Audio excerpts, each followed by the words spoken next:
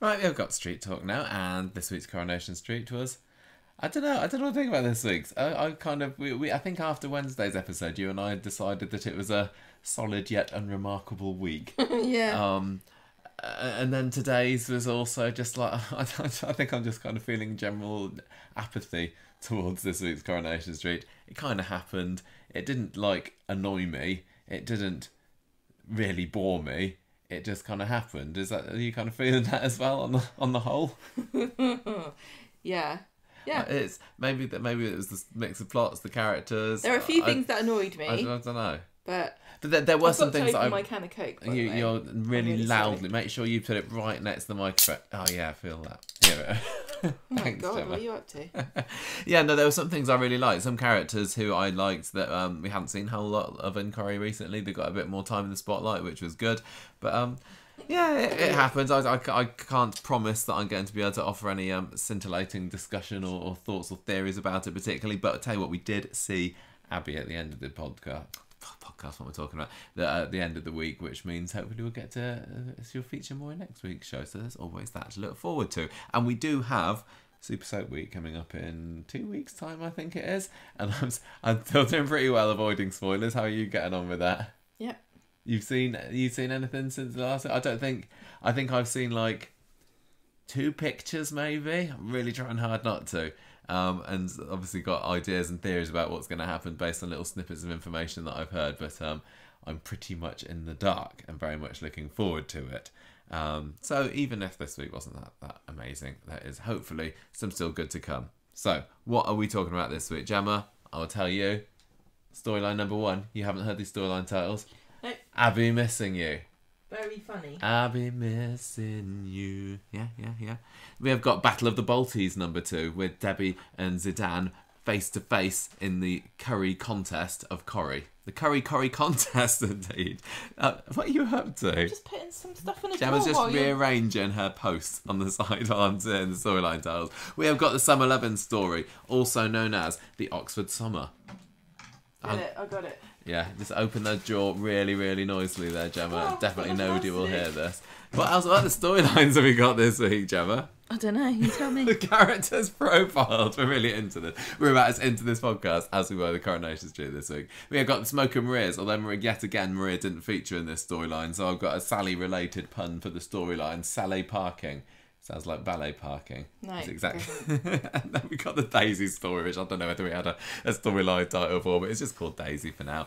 And Sabine is blackmailing Who? Imran. Sabine is blackmailing Imran.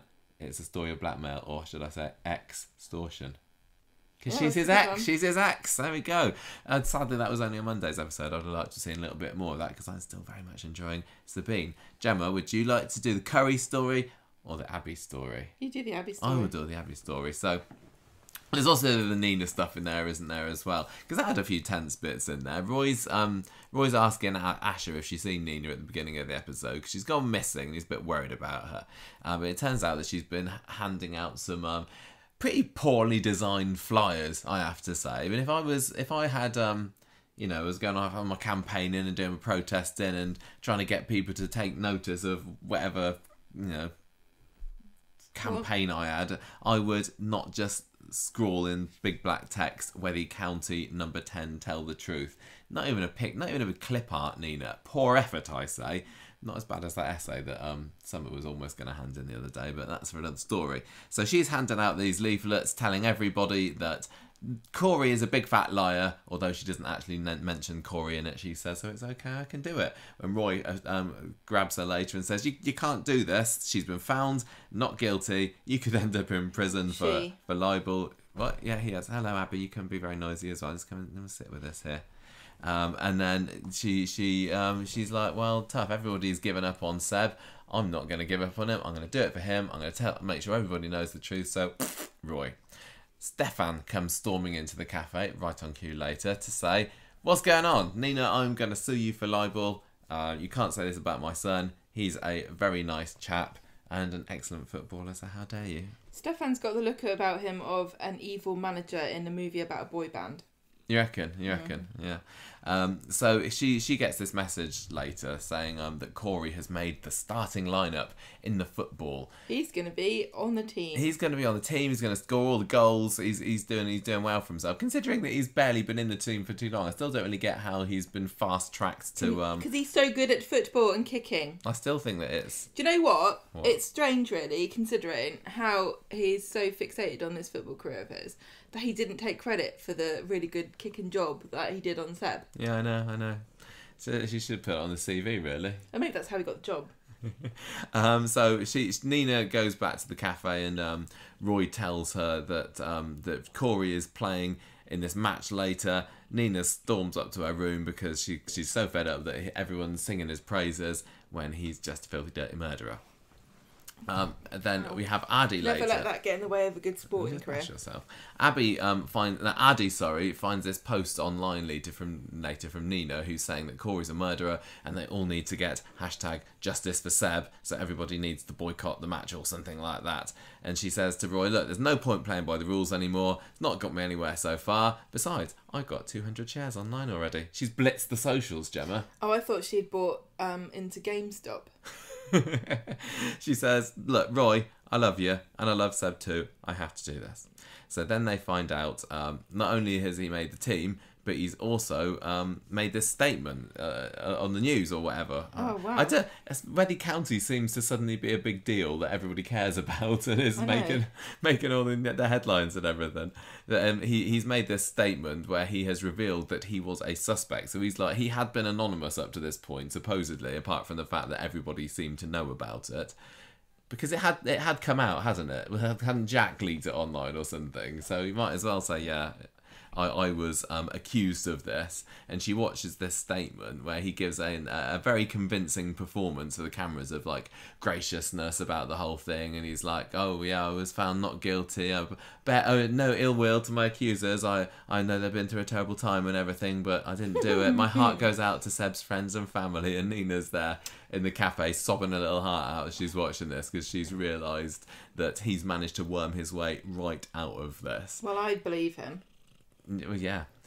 Nina she's just totally frustrated by the whole thing, and Roy says, let's go out for a drive in the woody to take your mind off things. And she's like, no, don't fancy that. Actually, I've got other things to do, which is meeting up with Chris the reporter. I remember that person. She works for the Gazette. Hang on, Dr. Gaddis's daughter? Yes, exactly. It is Dr. Gaddis's daughter in my head. Chris says, look, I don't really think I can write a story saying all this that you're telling me about Corrie, because he's been found not guilty and the Gazette could get sued, so sorry. And Nina's like, well, you're going I'm to. sorry. You're saying you're sorry. I'm sick of people saying they're sorry. I want somebody to do something about this. So she goes to find Kevin at the garage, and it turns out this just gets worse and worse a day on Monday. It turns out that Corrie did a scory, and he's given an interview and everything. He did a goal. God damn it. And he dedicates it to Seb just to rub it in a bit further. He's such an arsehole. I know, he really is. I thought it was fun watching this. And Nina says, oh, if I could get my hands on him, I would kill him. I'd give him a goal. Hang on a minute, that doesn't sound right. Nina goes back to Roy and says, okay, fine, I got a little bit obsessed about all this. Let's go out for a drive. I think I do need to clear my head, actually. Yeah. What was that? Just carry on. So Corrie, there's a scene where Corrie and James have got a lift back to the street or something from the football grounds, and he's saying, oh, have you never been accused of something you didn't do? And James saying, yeah, that's my other story that I got going at the moment, of course. But just because we're on the same team, it doesn't mean we're in the same boat. I still don't really like you, actually. So Corrie says, look, just give me a chance, James, please. Nina, meanwhile, is getting in the woody. And I love that this car has... How long have they had it on Coronation Street now? 20 years or so? I think it's doing quite well. It's always anyone else give a little cheer when the woody comes on the screen? Classic Corrie prop. I think everybody just thinks, where's it parked normally? And why can't everyone else park there? And is he parking on Inkerman Street? And is that why they're getting their revenge? I think that if I was Roy, I'd be parking my car on Kitchener Street, because that always seems to be very empty. Yeah, strange, isn't it? Anyway, she's in the car, and then she's over at... She sees Corrie who's loitering around Seb's garden at the other end of the street, and he's having a laugh about James, isn't he? He's on the phone to one of his mates and making fun of him a little bit, calling him James Gailey, and she starts revving up her car. I can't believe that wasn't one of your storyline titles, Michael. No. And then she's going to run over him. But then when Asher goes over to him, she stops. That's how some people feel when they hear your puns. Just stop. So Asher leaves, and then Nina starts revving up again, but then Roy steps in and says, I don't think you should do that. Don't ruin the garden. Don't run over Corrie, please. So he kind of takes her inside and says, yeah, maybe we shouldn't be going out on a drive. I just want to talk to you about what I just saw there. He says, a life for a life is never an answer. And Nina says, Roy, you don't understand. And storms upstairs. It's probably listened to some Cradle of Filth or something. Oh, yeah. Wednesday, Corrie, hallelujah.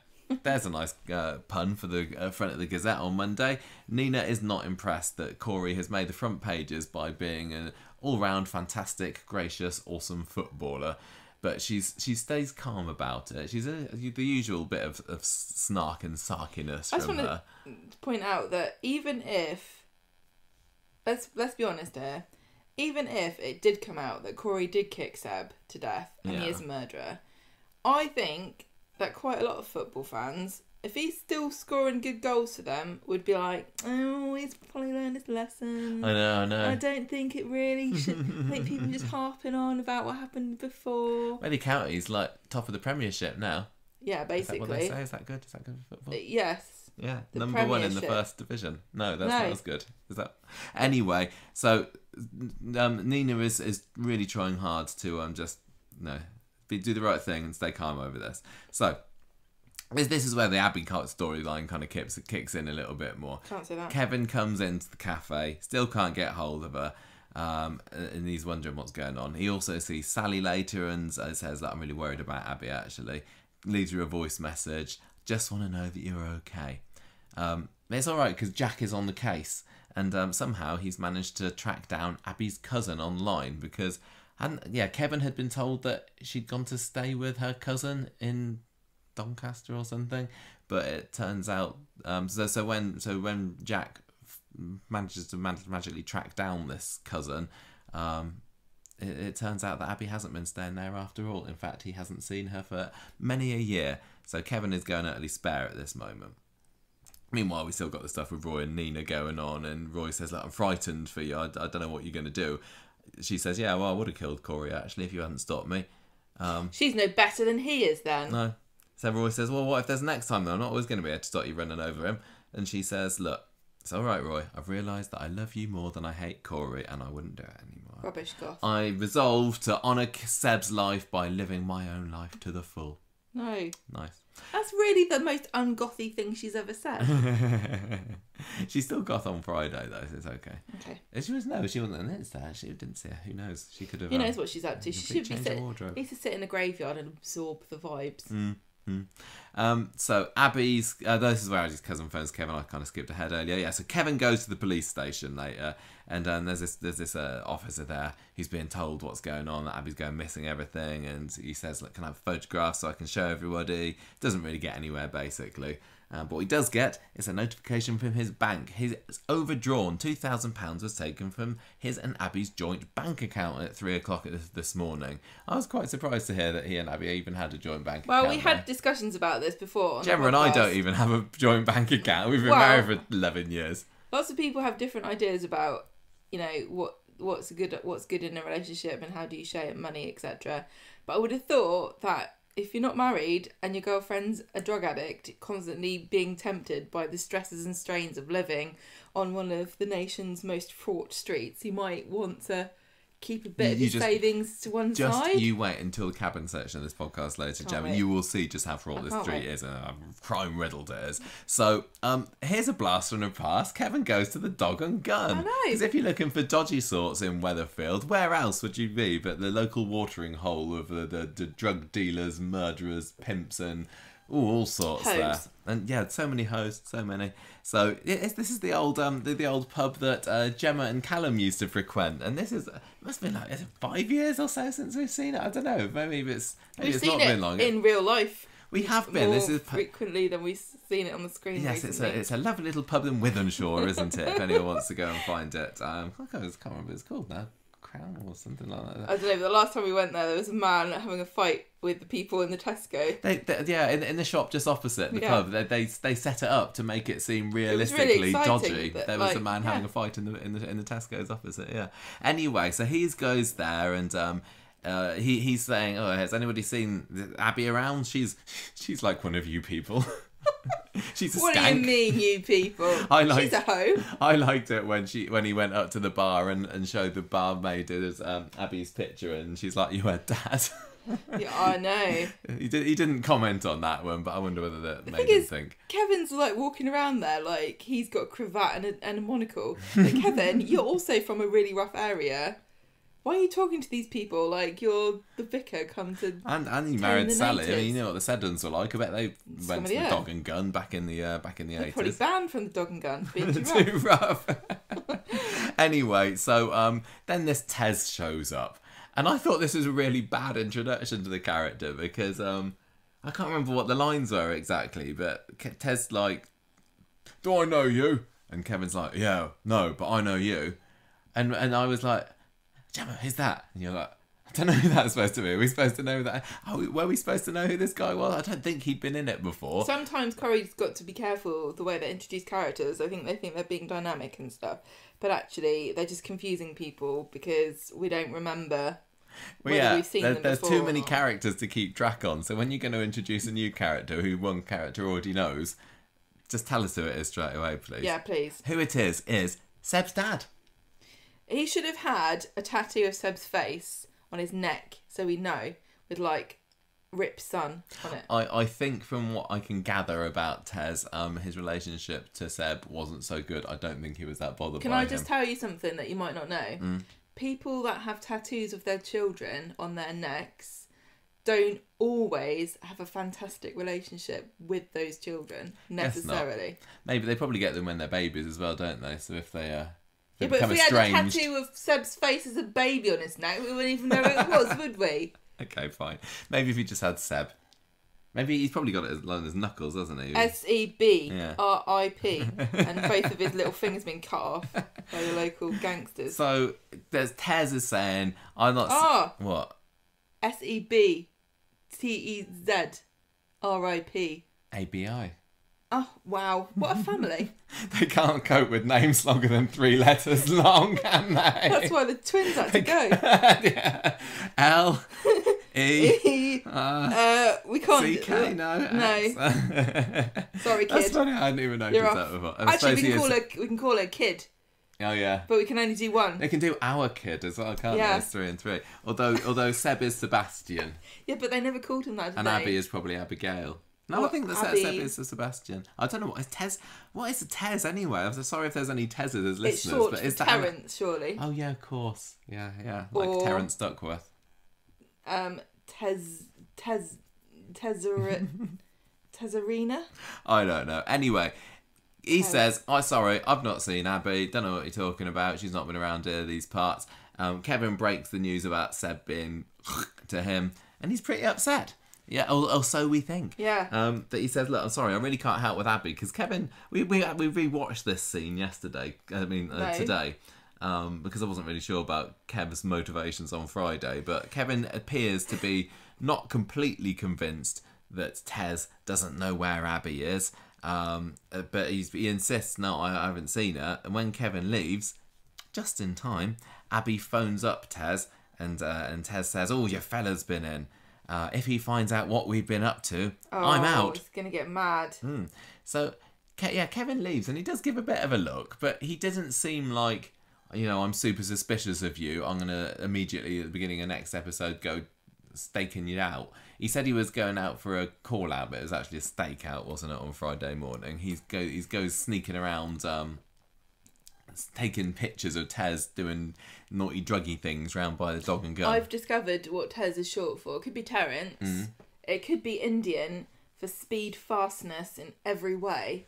Or, which I think is more probable, is it could be shortened for total exclusion zone, which is governmental American term. Is that just the area around the dog and gun? Yeah. Yeah. Don't go out. Nobody goes in. Nobody goes out. So Kevin, Kevin's taking these photos. He follows him to some dodgy corner around the back of the dog and gun. I don't think it was immediately obvious that that's where he was it? But it was, because we recognised it because we've been there. And we've been there. So and Kevin breaks rule number 1 of taking sneaky photos of somebody on a stakeout by not muting his phone. Yeah. So when he takes a photo from about 2 metre distance from him, and it goes. It's like he's been court mandated to have a sound effect on his phone because he keeps taking dodgy pictures of people. Yeah. Yeah, probably. So then he gets into a bit of an argument with Tez, and Kevin just wants to know the truth about Abby, otherwise he's going to take this photo to the police. And Tez's like, no, don't do it, mate, please. I can't go back inside or something. I don't just to delete the pictures, please. He's heard it all before. Yeah, but Kevin's probably got them all backed up to the cloud anyway, so it's too late. Kevin doesn't know what the cloud is. Surprised he's got a phone, actually. He probably should have been there with his little rotary dial. Like cranking it up, doing and whirring something around. Anyway. If you say, back it up on the cloud to Kevin, you'll get a speech about, in my day, all clouds were only ones we had in the sky that used to rain on us when we were trying to walk to school. Don't come to me with your fancy iPhones. Don't moan about clouds, Kevin. It's because of the raining clouds that you first met Sally, isn't it? Oh, yeah. Flashy puddle. So Kevin goes back. This confrontation with Tez didn't really do much for me. Because I couldn't decide whether Tez was actually scared of him going to the police or I also don't know what he's up to. Is he in contact just drug with stuff. Abby?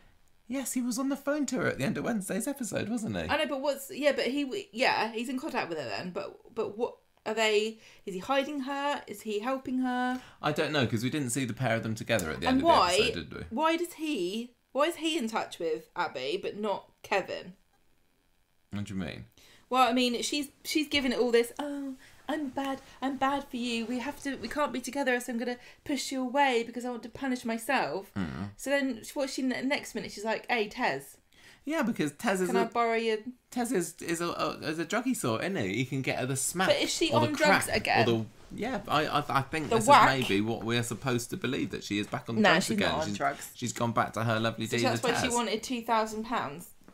£3,000. No, it was £2,000. I know. Don't you try to tell me about money? That's right. Anyway, so towards the end of the episode, we have this, I think, too long scene of Kevin leaving a soppy message for Abby on the answer phone. Kevin is not the sentimental kind of person. I think we're supposed to think that because he's not. Abby, I just love you, and I just need someone to make me tea. Yeah, exactly. It's like, I'm surprised he's like, Abby, I've just given you a quick ring to say, I don't know how to work the washing machine. I'm running out of pants. I've turned all my pairs inside out now. I've done them back to front as well. You get 4 uses out of one of them. No wonder Jack. What was Jack saying about his PE kit or something today? He didn't take it to school. He's probably just ashamed because it reeks. Yeah, probably. He's like, yeah, sorry, lad, that was me. Cameron's just like, just borrow another one off. Just take it out of one of the other one-legged property. Children at your school.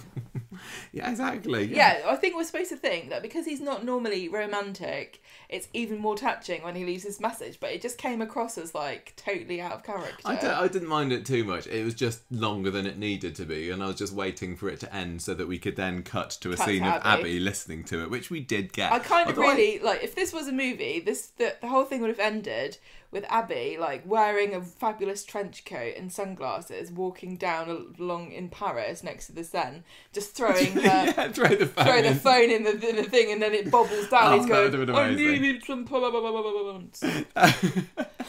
That would have been so good. Obviously, I do not want to say goodbye to Abby, and I want to see her live in the street for a long time to come. But that would have been a fantastic exit. She gets to the end of the road, and then she goes, "Oh, Jacques." And he goes, "Oh, Abby, come, let us go for dinner somewhere fabulous." Hang on a minute, this isn't Jack. This is Jacques. Okay. Her boyfriend in France, Michael. Okay. That would have been quite funny. But yeah, no, it would have been weird if Jack had just turned up, driving a car in France, going, "Yeah, I thought I'd come and find you because literally the laundry situation is dire." They have some great laundrettes in France. We've used them many times, haven't we, when we lived in there? Yeah. That was the only time in my life I've ever been to a laundrette in France. So Yeah, she's not by the Seine, she's by some scaffolding. Oh, it's not as picturesque, is it? No, I don't know where she was supposed to be, but like I said earlier, she was not with Tez at least, so I don't know how much contact and she's had with him. listening to the... She's listening to the voice message going, oh, it's so sad. Oh, well, you know, I bought you extra pants for Christmas. Where are they, Kev? She's been gone a long time, Gemma. Wrap them. So, that's that story. I'm glad to see Abby again because hopefully she will do more this week. But the story of where's Abby gone is not that interesting. No, not really. But I think maybe it's just not interesting because it's like, well, she'll be back soon. She's over there. she won't have gone She'll far. She'll come back for the rest of the story. It was kind of interesting that they brought this Tez in. I wasn't expecting to see him. I don't know whether I'd even really remarked much about where Seb's talking dad about had it the other been. day, like what happened to Seb's dad? Hadn't he been? I can't remember. I think that maybe he'd been beating Abby up or something, but I don't think we'd seen him. But I might be wrong. But something about his voice. He reminded me of a Wallard Ashley. He had a bit of a squeak about him. He did actually, didn't he? Yeah, he's a bit Joe Pasquale. Weatherfield Joe Pasquale, maybe. He was fine. He looked like he could turn on you, didn't he? He did. I wouldn't want to meet him in the Dark Alley. I wouldn't want to. I wouldn't want to take a photo of him with my sound effects on. No. What did confuse me though was because he obviously knew before that Seb was dead before Kevin revealed it to him, and I think that he did a bit too much of a convincing performance of shock and grief when Kevin revealed it to him. It was good for the has he been story. practicing this? But in real life, would a drug addict be this good at acting sad that his kid was killed? Oh no! Oh my lad! Oh Seb! Oh well. No, he did a very good job, but it just made things it didn't fit the cohesion of everything because it turned out he knew it already. I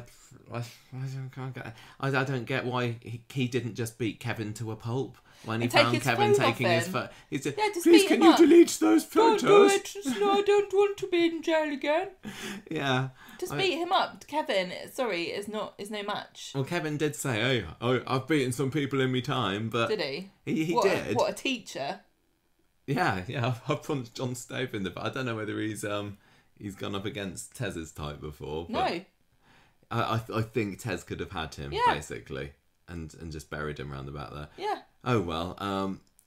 I'm still wondering how much of this was planned in advance. I think we talked about this on the podcast last week, that we obviously knew that Sally Carmen had to make an abrupt exit from the story because of a COVID diagnosis. I think this is feeling too detailed to have not been part of the original plans. Do you think? Yeah, but it's also quite convenient that she got COVID. Actually, it's also a bit boring. Yeah. No, it is. It's not that interesting. It's not that interesting. What I did find better was all the stuff with Nina and that scene with her in the car where she was going to run Corrie over. That was one bit this week where I was thinking, oh, is she going to do it? Or is she gonna? Then I thought, oh, she's probably just gonna run at him and knock Asher over. Oh, yeah, isn't that gonna be terrible? Yeah, but in the end, it was nothing. So I was a little bit disappointed. But then I suppose if she had run over and knocked Asher over, and it was like, oh, there we go again, it's a bit soapy. So I don't know whether I don't know what could have happened to have made that a decent outcome to the revving. But I did think that was vaguely exciting as it was happening. Do you think that Nina would actually have killed him? Because she said she would. Oh, she comes across to me as being a bit too good. Goths say all kinds of things. Do you think that she's got it in her? Does she have the killer gene? Many people have it in them to do something very rash and stupid when they're upset. Mm. She wouldn't be the first person or the last person to make a horrible mistake, but I don't know that. The thing is, Nina doesn't really have much to lose in her mind, does she? Her dad's dead, her mum's dead, her boyfriend's dead. Mm. She's got a place on a course. Woo. She's got But, her Roy, though, hasn't she? She's got Roy, but... And I did think that was sweet when she was like, "Oh, I love you more than I hate Corrie." That's because nice. That Nina and Roy relationship is one of the best double acts that Corrie's got going at the moment. So I'm glad that she hasn't just thrown it all away. I just thought that she was a little bit more level-headed than somebody who would do something so rash as to run down Corrie. Well, she didn't, did she? She didn't. No, she didn't. No. But with this Super Soap Week coming up in a few weeks, like, I don't know what's going to happen, because Corrie is going to get his soap justice at some point, isn't he? And is it going to be in a couple of weeks, or is this going to go on for a bit longer? I really don't know, and I hope they don't turn Nina into a killer. They won't. They can't do, can they? That's the thing. I suppose they're not going to turn a good character like her that everybody loves into someone that's suddenly going to have a limited time on the street because she can't just get away with murder.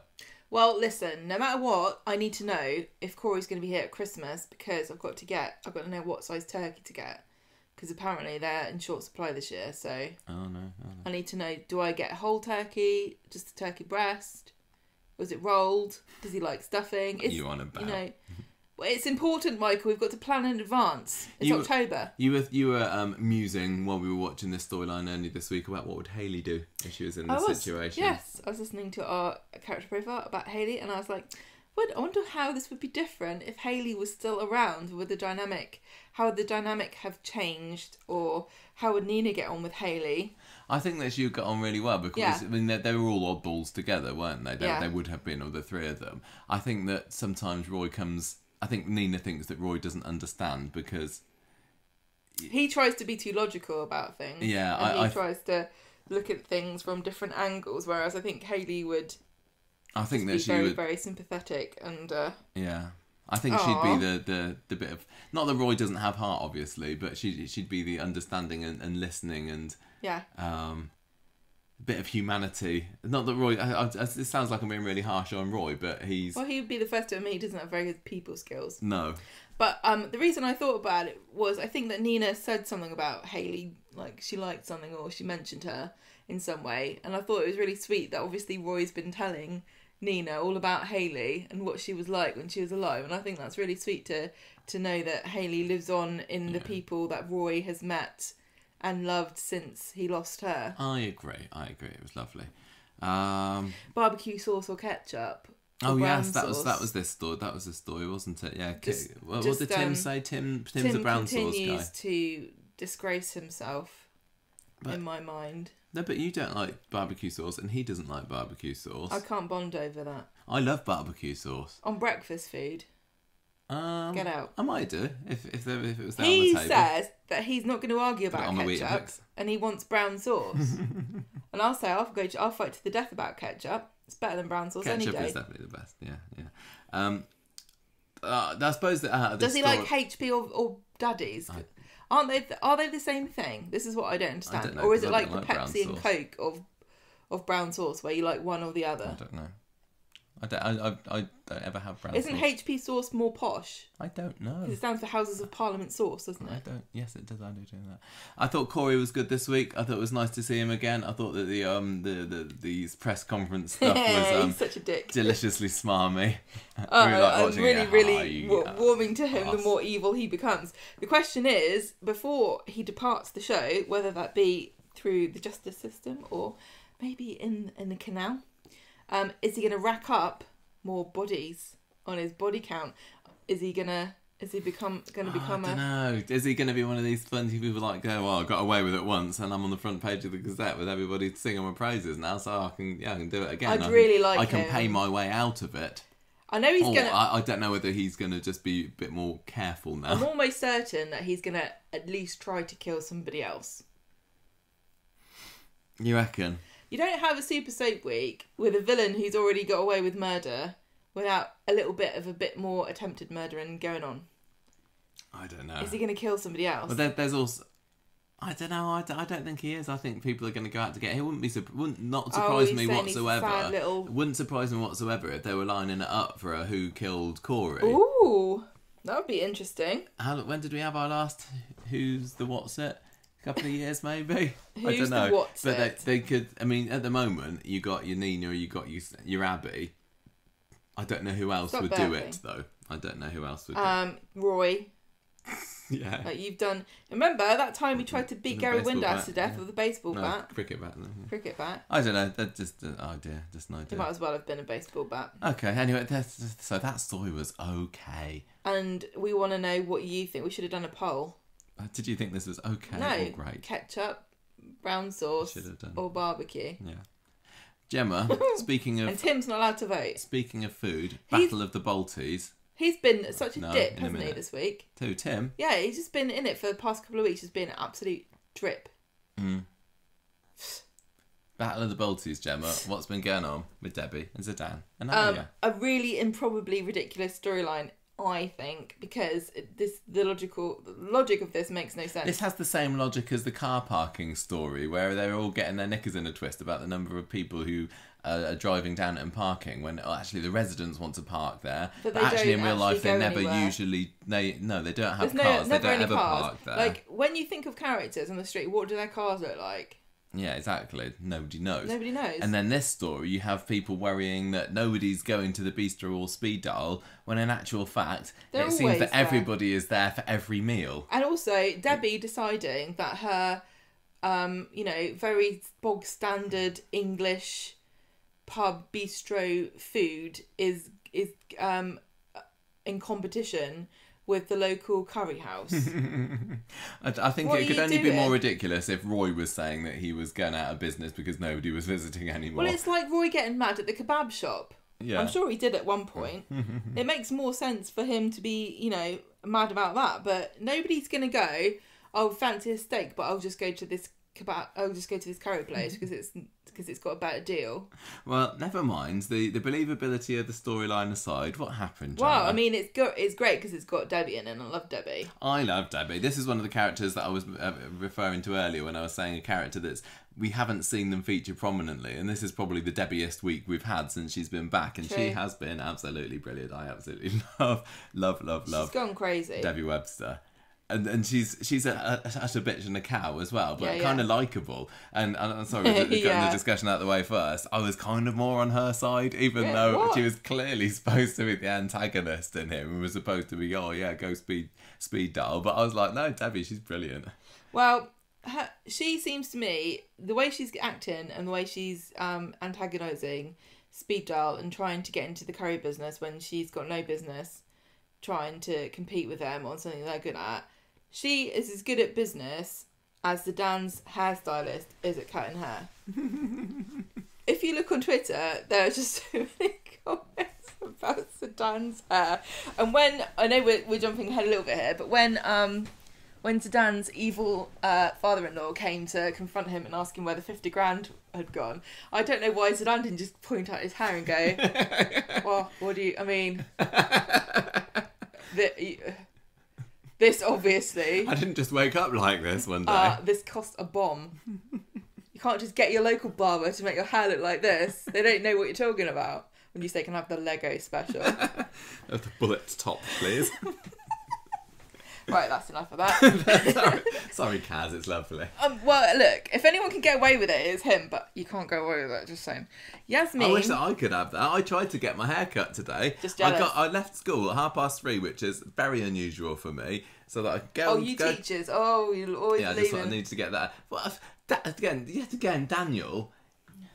Well, I can't remember if it was Monday or Wednesday's episode, but he pretty much finished for the day by the time we had the break in the middle of the first episode. He just swanned around for the rest of the day saying, oh, I've got a little marking on tonight. Some marking. Well, get on with it now, Go and do Daniel. Anyway, I tried to get my hair cut, and the flipping, I couldn't get any appointment. I couldn't get in. I never have to book for a haircut. They didn't have a cure or anything. I think but they one just of the- looked at your hair one of the and went, hairdressers there "No." was off sick. No, So I I wouldn't had to be cut that. turned away. So my hair is pretty bad It's at the bloody moment. horrible. It is, and my fringe really, is really kind of bad. almost going in my eyes. Finge McBangs. Yes. On Monday, Yasmin tells Zeedan that they're not getting many customers because everyone likes takeaways now, as though lockdown invented the Indian takeaway. To be fair, I think people did actually have a lot more takeaways from the start of... I think even we did have more takeaways from the start of lockdown. I get the logic behind this, totally, but everything that we've seen about how many customers Speed Daal has had in the past few months goes against what Yasmin's saying here. Well, I mean, considering that they branched out briefly into team building exercises during the pandemic, I don't think they were hurting for business. No, Anyway, yeah, Zeedan's like... they had the mother and babies group as well, didn't they? Zeedan says we need to think of ways to get them back in. Wow, you know, your grand's coming up with great ideas when you weren't here, and all of a sudden you're here and she's helpless. Zeedan goes to the Rovers and puts a flyer up about a tasting menu that they're doing. And Debbie, he doesn't know who Debbie is. And she's like... Tell you what, the flyer designer at Coronation Street has had their work cut out recently, haven't they? No We've got Zeedan's flyers, we've got Nina's flyers, we've got the Coronation Street flyers. I don't know whether I'm liking the Coronation Street. It just kind of feels a bit too meta and like, Super Soap Week, everybody. They might as well just had that plastered over the front of it. It would have been funny if Dev had come into Ardy and Ash and gone, hey, I've got a great idea. What if at the end of October we give away soap? We can call it Super Soap Week and have 25% off. Maybe next year. It's just feeling a little bit too on the nose. Yeah. Right, anyway. Debbie, he doesn't know who Debbie is, and she's like, oh, what's that for? And he tells her, which I think is supposed to make us think that Debbie's some kind of Machiavellian genius. But actually, she could have just read the flyer that he put up because all the information was on there. So it wasn't like she needed to be undercover. I don't know whether I buy that Zeedan doesn't know who Debbie is anyway. He's been on the street for 3 weeks now? Surely he must have been there for at least, 5 meals already. Yeah, probably. He probably keeps going in there going, Gran... Alia, why are you always in here eating your breakfast? Can we stop spending our money in someone else's shop, please? Anyway. Right, so they're having... Zeedan's got all these great recipes and they're cooking them up and tasting them, and Alia comes in and says, oh, the Bistro are having a rival tasting night and they're cheaper and you get free drinks. So Zeedan's mad, goes and has it out with Debbie, and she's just enjoying winding him up. So Zeedan comes back and he says, I know what we can do. We'll up our quality of our ingredients and our customers will be wowed. I don't think that's going to work. Anyway, on Wednesday, Zeedan's confident that they can beat the Bistro. He tells Yasmin and Alia, blitz to the socials, get on friend space and tell everybody about our great offers. Debbie... Yasmin was acting like she didn't really understand what that meant, but I think she probably would. Param! Curry tasting night. That's their language. She said, blitz the socials, it will be epic. I want them to start their own social media network called Param, and you can param each other. Yes. Send a param out!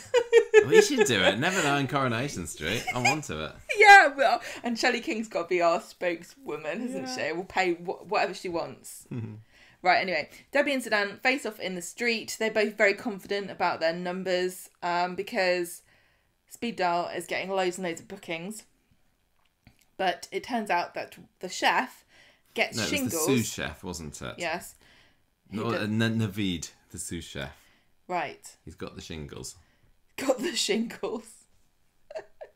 He can't come in, so they're a man down. But when it comes to opening time, it doesn't matter because nobody comes apart from the Gazette reporter who's come to do a review. And Zeedan is furious. He goes over to the Bistro and accuses Debbie of making fake bookings. Then, just as he's having a go at Debbie, out comes Naveed from the kitchen going, oh, I've just made some more curry for you, boss. And he realises that she's poached him. And so he fires Naveed and storms off. And then Zeedan sees Billy and asks him, have you still got the soup kitchen? And then later on we have, as the reviewer is still scoffing the food, in comes one of these... homeless people. You're not supposed to say homeless, you're supposed to say unhoused people. He has come... SDF, they call it in France. SDF? SDF, oui. What's that mean? Sans domicile fixe. Oh, that's very good. Like yeah, he comes in. He comes in, and you're not allowed to call them tramps or bums or hobos. He starts filling his bag full of curry. Yes, that's right. So everything's fine. And he seems What does he say? He makes a joke of some kind. I don't know. I can't remember. He's saying he doesn't want spicy food or something. And they say something like, beggars can't be choosers or something. And he's like, and then he makes a joke. I can't remember, but he had a bit of a... He had a bit of a scene, didn't he? Yeah. He did, yeah. So, I quite liked him. I wonder if Sean knew him. Oh, probably. When he was a hobo. Mm. Zeedan vows revenge on Debbie. And we shall find out how he will kill her in Super Soap Week. I assume he and Corrie are going to murder her or something. No? No. On Friday, when you shake your head, I can't tell if you're like telling me to stop talking because I'm ruining the podcast, or if you just don't find my joke funny. I just don't want Debbie killed. Friday. Friday, Bernie offers her services at Speed Daal to replace the chef. Why? Because she's a cook, isn't she? She butters rolls at the beach. Bernie. Yes, Bernie. What did you think I was talking about? Yeah, I remember that scene now. Yeah, I was confused. And they're like, no, thank you. And she makes suggestive comments about booners, and then gets annoyed when they act like they don't really want to take her up on it. Zeedan is going to have to step in for a while. I don't know why he wouldn't, because he thinks he's so great and good at chefing. Why can't he do the work? Well, he's like, I'm a chef, not a sous chef. Okay. What's the difference? A sous chef does the prep. Huh. So they're like the lower. Well, Yasmin was doing the prep. She said she had to onions with her name on by the end of the episode. There was an unspoken plot line here, because Zeedan's all like the golden child who comes in. Alia just gets treated like crap all the time. Yasmin was the head chef, and then Zeedan gets annoyed because he doesn't want to be the sous chef, and the next thing you know, Yasmin's chopping onions. He's got her wrapped around his little finger. Yeah.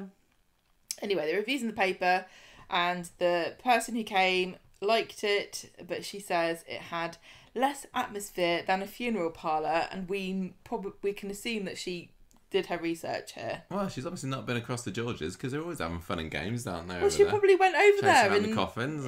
Well, it was probably during an argument between Eileen, George, and Todd. So, anyway, Zeedan is like, let's change everything and do this, that, and the other thing. And Yasmin and Alia are like, don't worry about it.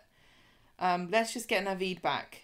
Alia and Yasmin decide without consulting Zeedan, but that doesn't go anywhere. No, it doesn't actually, does it? And Yasmin's still chopping onions at the end of the week.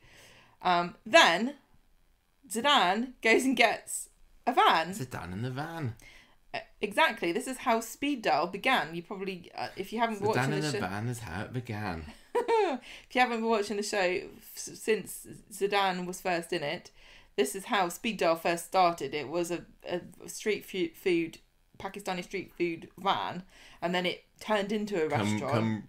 Love Nest. Yeah, when Kate and Rana had a shagging session in the back of it, and suddenly... Well, I don't know whether they're doing that, or they're just like taking each other's bras off and rubbing each other all over. I don't think they got the bras off.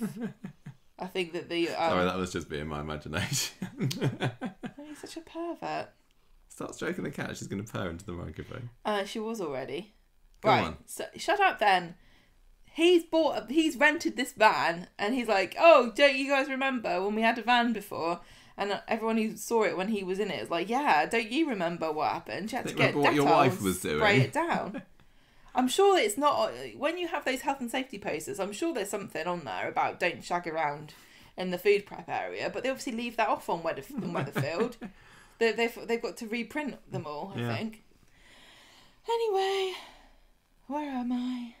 You're about... don't wind Debbie up, or let's wind Debbie up. I can't remember how she feels about it, but she gets into it in the end, doesn't she? Yeah. Ronnie, everyone's favourite low-level meddler this week, just basically walked around on Friday getting involved in other people's storylines, didn't he? He tells Debbie that the van's parked outside because he's got the curry from there or something, and everybody's loving it, which always happens on Coronation Street. When you open a new business, everyone loves it if it's in rival with another established business. But everyone else on the street can't get customers to save their lives normally. Where did all these people come from? I'm so glad they waited. I'm so glad that the pandemic is starting to ease up so we can have these great storylines where the Speed Daal van is packed out with customers. McLeod's like, oh, thank God. Social distancing's over. Yes. We can have that great story where everyone queues up for an onion bhaji. So, yes, Debbie goes and tells them off. And clops away. But then Zeedan goes back to Speed Daal and there's a bloke there. Hashim, who is his father-in-law, his evil ex-father-in-law. They're not divorced, are they? So he's still technically father-in-law. He's the one behind all the beatings that Zeedan's been getting recently. Exactly. Zeedan says, look, you beat me up, I got the message. And Hashim says, nope, that was just for you leaving my daughter. But you stole 50 grand off me and I'm going to have to get that back as well. And everyone around the nation goes, oh, that's where the money came from. Because there was that theory, wasn't there, that he was somehow involved in the bank scam that Alia fell for. But no, she just was that stupid. Just a random scammer. Yep. Zeedan says, didn't steal anything, you owe it to me because of all the work I did, and everybody who works in the kitchen's wondering if Zeedan actually knows how much the wages are. But he did work really hard. He worked really hard, 24 hours a day apparently. He's Weatherfield's top chef now, Robert's dead as well. Yeah. R.I.P. Hashim learns Zeedan has invested this money back into Speed Daal. He doesn't care, he wants the money back by the end of the day. They always say this, I'm on a 1 episode contract. I need that 50 grand today. Thank you very much. I've got to go. Debbie threatens to call the council because she's pretty sure they don't have a licence to be selling food out of a van outside of her restaurant. I was like, go on then, I don't even care. She tell you what, with Alia, she's like a chihuahua, isn't she? She's like a chihuahua behind a fence. When she's around anybody, she's like, yip, yip, yip, yip, yip, yip. And then if you remove the fence, she'll suddenly run away with her tail between her legs. She's not mouthy like this when it's just her sat by herself, is she? I don't know. She gave Jeff a good talking to once or twice. I think it was Charlotte that gave Jeff the final peck. Zeedan says, we should probably sort this out because I don't want to get in trouble. He tries to get a loan for 50 grand, but surprisingly seems like the people aren't really biting. I don't know that you can often just phone up and get 50 grand. No. Especially the way they've seen how much he spends on haircuts. It's like, we've reviewed your bank account. You're very irresponsible. So Yasmin says, oh yeah, does he try to tell her something? There's definitely a scene where he's like, this is the usual soapy thing of somebody's done something dodgy that somebody would be ashamed at them for, and then that very person says, oh, I love you're so fantastic, I'm so lucky to have you. Well, this is Yasmin, Yasmin seems to tell her grandchildren that she thinks they're brilliant and how proud she is, only after they've screwed up monumentally. So last time it was Alia trying to tell her that she'd lost 50 grand in a bank scam. Yeah. And Yasmin's like, I don't care, I just think you're wonderful, don't talk to me about anything. And this time it's Zeedan admitting that he stole 50 grand. So Debbie comes into the bistro, she has a bit of a rant. No, she comes into Speed Daal. I've written bistro here though. Look, this is silly, let's not fight. There's room for the both of us. Well, yeah, I mean, that's how it was at the beginning of Monday, and you screwed it up, Debbie, and now you're having to fix it. Zeedan is mad, and then Hashim comes to number 6 to get his money, and Zeedan says, well, I need more time, and then he says, I'll wipe the debt off if you let me use Speed Daal to launder the money. Is that okay? And then for some reason, later on, he phones him up again and says, just to check, can we do that money laundering thing, please? And Zeedan's like, yes. Yes, I said yes. I said yes, you told me I had no choice. No, he probably said no at first. I don't know what made him say yes at the end. So, just the drama. Everybody who's seen Breaking Bad knows how this scam goes down. Well, the money laundering scam, it has to be some business where you have quite a lot of cash in hand and you can't count how many customers you've had. I don't really like the idea of money laundering at the bistro. I don't particularly like gangster dodgy stories on Coronation Street. It doesn't really feel like it. I just imagine anything to do with money laundering, and not that they've had it happen much. it just doesn't float my boat in Corrie. There's just going to be lots of scenes of Zeedan, like, standing around the cash register, like, waving his hand in it and looking furtive. Mm. And going, no, I'll do the card thing. And then maybe at some point the police will come in and arrest Yasmin or something. And she'll because be like, they'll why? think that she's, and or maybe Yasmin will get in trouble. Maybe Hashim is going to send his heavies to go and rough up Yasmin or something. I don't know.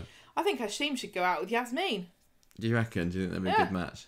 I wasn't particularly into Hashim today. I thought that the actor who played him was doing it a bit. He was going a bit too heavy-handed. He looked very stern. I'll give him that. He wasn't a comedy gangster. He was no comedy gay Mick the gangster. He gave me. I think he did it too much. I think he was too heavy-handed. Going back to Breaking Bad, he gave me Gus Fring vibes, and I wonder, Breaking Bad spoiler, if he's going to blow himself up in hospital. Oh, maybe is his face going to slide off? That would be awesome. Yeah. No, I didn't think he was that great. I wouldn't. Maybe his face will blow off in Super Soap Week. Maybe it will. Did you enjoy Zeedan, this part of the story? Zeedan should do the money laundering thing and be like, okay, I'll do it for a year, and then if it works out, keep it up. Yeah. Did you like that side of it? Because I thought that the competition between him and Debbie was kind of fine. The fact that Debbie was in it made it better. But then when this bloke comes along, it's like, oh. Why did Debbie? I get it was just a silly little story, but it didn't make any sense. Why is Debbie, like, they could have, like, set it up somehow where Debbie's pride was wounded in some manner, because as it was, it just completely out of the blue, she just decided to antagonise people that she could very well work with if she wanted to. Yeah, there was no build up to it. If Zeedan had been like, who wants to eat at this poxy little crap hole? And she had overheard him or something. I didn't mind that at all. I honestly didn't mind because it gave them a chance to give Debbie some material. Debbie's supposed to have a bit of a brain about her for business stuff. Yeah. What's the benefit of what she did? It didn't make any sense. No. But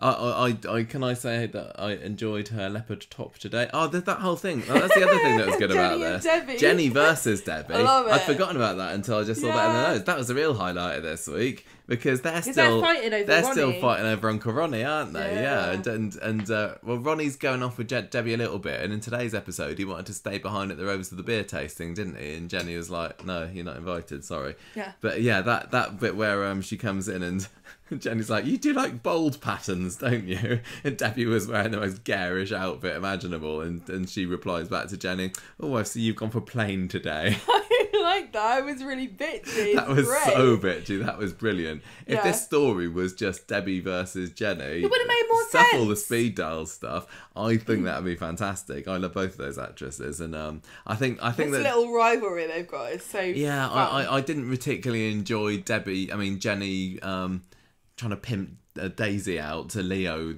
constantly this week. Well, we've got to get to that. But we do. But the stuff with Debbie was brilliant. It was just over, sadly, far too soon. The thing is, I don't want them to over-egg it because I think this could be a long-running, quite funny joke. It could be. Because I think the Gail and Eileen rivalry has played itself out long ago. At some point, I would love to see a fight between Jenny and Debbie. I know. That would be so epic. It could get really vicious. I can imagine earrings being ripped out. Yes. Oh, and Debbie's earrings as well. They're saying to really grab hold of, aren't they? Yep. If I was Jenny, I'd be straight going for the ears. There's not a lot to Debbie apart from the ears and the hair. No, she's so little. She's such a little pixie. Yeah. She'd be using her pixie magic in the fight. Cast a spell. Okay, let's move on to the next story then, because I don't think we've got anything particularly wise or deep to say about that. But the Oxford Summer story, whatever. Oh god. Summer's still... I can't even do my own storyline titles. I'm so not into this. Summer is still doing her bloody personal statement. How long has it taken her? She's been doing that for weeks now, it feels like. Like page of A4. If she can't write a personal statement in this amount of time, then she's not... I don't know whether she is definitely Oxford material anyway. I don't think she is. Just because she's smart compared to all the other teenagers on Coronation Street, that doesn't automatically guarantee her a place that, No. I can't think of any it's Oxford colleges. It's like saying you're the most beautiful pig on the farm. You're not going to be Miss World, are you? Exactly.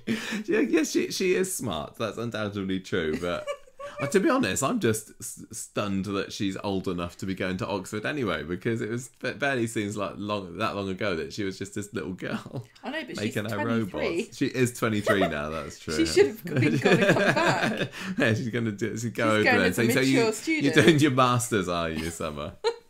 Well, maybe next year. Anyway, so Ardy's helping her with this statement because he's probably fed up with her and the fact that she's taken all her time on it and just wants her to write whatever. So can you just write that you like your dad's a bishop or whatever? Just do what I did. Not that I applied for Oxford or anything, but I did say on my UCAS form that I like the Spice Girls. Because I thought, that's going to make me stand out. If I say that I like the Spice Girls on my university form. A teenage boy who likes the Spice Girls, we must get this boy in.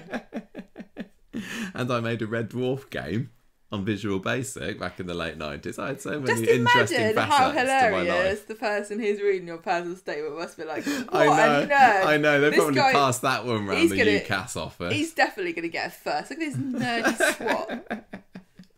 What did you put on yours? I don't remember. I want to find it now. I could probably still find mine. It's probably on this very computer. Anyway, I really enjoy the music of the Spice Girls, who you might have heard of. They're quite the pop sensation. We've been watching the Spice Girls documentary that's been on Channel 4 these past few weeks. Sexism. Very interesting. Anyway, she's got a little Zoom friend who can help her with her statement or something. Not very well. But she's she says, Oxford's quite hard. Have you tried looking for other universities? Weather University, is that a thing? Weatherfield University? Yeah, I don't think so. I think they just all end up going to Salford. Anyway, that's fine. Ardy's trying to stick his neb in, and she's getting a bit frustrated by this. And what's Ardy doing? You think Ardy's like? Hello. Well, she's trying to get into Cambridge. Is she? Not Oxford. That's why it's called the Oxford. It's not called the Cambridge Summer. Michael. Do you think Ardy's just chilled out because he's like, oh yeah, they accepted me to Cambridge last year? I don't get why I'd love it if he turned around and told her that he's already been accepted to Cambridge and they were lifelong rivals. I think that maybe Summer's supposed to be a year older than Ardy. I don't know. Why is Summer going to Oxford and not Cambridge? Because everyone knows Cambridge is the cooler, like more edgy. Oxford's like the stuffy old. Isn't Oxford where they filmed those Harry Potter bits? I can imagine Summer's a massive Potterhead. But like, Cambridge is where all the cool comedians and stuff went. Oh yeah, so that's perfect for Summer, isn't it? She's trying to go to Cambridge, like, sorry, you're not cool enough. Do they teach you how to have a sense of humour here? What does she say that she wants to even do that? Because robots. Applied robotics. She's like, in my spare time, I make robots. We should probably talk about that more in your statement. Yeah, but they're not actually robots. They're just models of robots. Oh dear. Summer. Anyway. They're supposed to be going to the Bistro together on on Wednesday, Ardy and Summer, but not that they have any customers there ever or anything, but they have a little revising session as well, but she has to go, and when she does, she leaves her bag, and Ardy's like, oh, Summer, your bag's here, let me just grab it. Oh no, I've knocked over your bag, and out falls the pregnancy oh no, it's not actually a pregnancy test, it's a fake plagiarised essay, personal statement thing, because it turns out that she's been copying from her mate. It's a stupid idiot. And it was a really badly written personal statement as well. The thing is, this is a thankless task for whoever's job it was to print this out. Because they had to write something that's a personal statement for Oxford University. Do you think you can get like fake personal statements that are in the public domain for use in media? Was this because it was so utterly really generic? Bad. Apart from at the beginning, it says, "I'm not just coming here because I like the bike rides or something." Wasn't that her first line? It was and then really the rest bad. of it was just waffling on that didn't actually tell me anything about her. It was like, During my course, I learned many things which will help me in my future academic career, such as learning how to learn things and writing things down and listing things out and also researching. Tell you what, if I hadn't been staying at school until 7 o'clock on Wednesday night marking literacy books, I'd have had my red pen all over that, because there were mistakes with full stops, where she put commas when it should be a full stop. There were incomplete sentences, and cardinal sin, and Ken would not have liked this, she spelt program the American way. Well, kick her out. Anyway, so he finds these two and he realises what she's been up to, and then when she comes back later, he confronts her with these two essays on the table, and she gets all flustered and goes off to Maxine's bench to have a bit of a sit and a cry or something, where Daniel walked into her later, and she's like, oh, I give up, I don't want to go to Oxford anyway, there were a bunch of geeks there, why don't want to take me on? And he's like, no, they're not all like that, some of them are really cool. And also, you're one of the most capable students I've ever known. And you pointed out when we were watching it that, yes, he has only been a teacher for, what are we in, 5 weeks into term now? But she's one of the best dance students he's ever worked with. And the only other person we know that he's worked with is Max. Yeah, between you and Max, you're definitely the person I think has the greatest chance of going to Oxford. Literally, I think, no, to be fair, in that scene in today's episode where Max stayed behind after school and told Daniel that what a load of balls Shakespeare was, there were at least 3 other children in his class. I think the Weatherfield School has turned into a private school. Yeah. Like, literally, there were 5 children in that class. It's ridiculous. Well, yeah. Well, yeah, indeed. On Friday, when Max says, I don't see the point of learning about Shakespeare, I don't know why Daniel didn't say, look, nobody ever does. You think you're the first person to think Shakespeare's boring and crap? Yeah, it's not a novel thought you've had here. You'd have thought that as part of his training to become an English teacher at secondary school, he might be told the witty comeback for when a child says Lesson this, number because it's one, going to happen. English teachers, this is what you say to a child that thinks that Shakespeare's a bunch of wank. Which is? Yes. Shut up and just get on with it. Exactly. So we see Summer has finally done her real, actual personal statement as well, and she goes to give it to Daniel because she hasn't got a tutor at school that's going to help her with this. She's got this person that's supposed to be her mentor, but she's stolen her really poor personal statement off of her. Yeah, and maybe the mentor will steal this new one back off her, because according to Daniel, it's the best thing since sliced bread. It's amazing. And interesting, they didn't show this one or read any of this one out, as far as I remember. But anyway, she's pretty chuffed. Recast as Harriet Bibby. I've had a dream to go to Oxford University. Sorry, I've written Cambridge, but just cross that out. She also, by the end of that scene, manages to get herself mentoring Max, because Daniel says, I didn't know what to say when Max said Shakespeare was rubbish. You got any ideas, Summer? She's like, it is rubbish. She's going to help him. With physics. He's going to help him understand Shakespeare, but first he has to understand particle theory. The person who wrote the script is just really confused. It's like they've never been to school before. They have. He just gets everything mixed up. What did I do at school? Shakespeare and physics? Shakespeare and atoms. Which play was the one with the neutrons? Oh, it's Macbeth. Yeah. The taming of the electron. Okay, so she explains it using she explains physics using football. Using a football analogy, and instantly Max gets it completely, doesn't he? He's like, oh wow, what's there? So it's like a skittle in the middle of a football field with slightly rounded edges. That's what she puts on the... Oh, a skittle. Yeah, not a skittle not a like 10-pin bowling skittle, no. She takes all the red ones out, which are everybody knows are the best flavour. Right, the neutron is the ref, and he's blind. The skittles are the forward... marches? I don't ask me. Right. Ardy's getting a bit miffed, I think, that she's spending all this time doing things that aren't necking him. But he says he understands, but I think he's... bored. She's a little swat. Yeah, I don't know whether he's going to But he's Ardy's supposed too to be cool for lovely and Summer. perfect, Sorry. isn't he? So I don't think he is going to dump her. He's being very, very patient. He even goes litter picking with her at the end of the episode. Last time we went litter picking, it was because it was a community service. No, I don't think it was community service. They all got in trouble. They all had to do... then they beat each other up. And then they had to do community service. That's it. They were doing a community litter pick a year and a half or so ago, and Ardy starts beating up the person that calls his sister a tramp or something. And they're like, well, how are we supposed to punish you now? I didn't really understand why they made it litter picking, because they didn't actually show them picking any litter. I don't know. What happened? To put it on her CV. Yeah. Well, everything that Summer's doing is just so that you can put it on her CV. There, reading all the personal statements for your Oxford. It's like, in my spare time, I like to explain neutrons and go litter picking with my dad, who's not really my dad. He's a bishop. Archdeacon, thank you. Anyway, Summer says, sorry, Ardy, I've not got much time for you. And he says, it's okay, because I'm a nice guy. I'm not going to The end of the story. I don't want to be in one of those teen pregnancy storylines. No.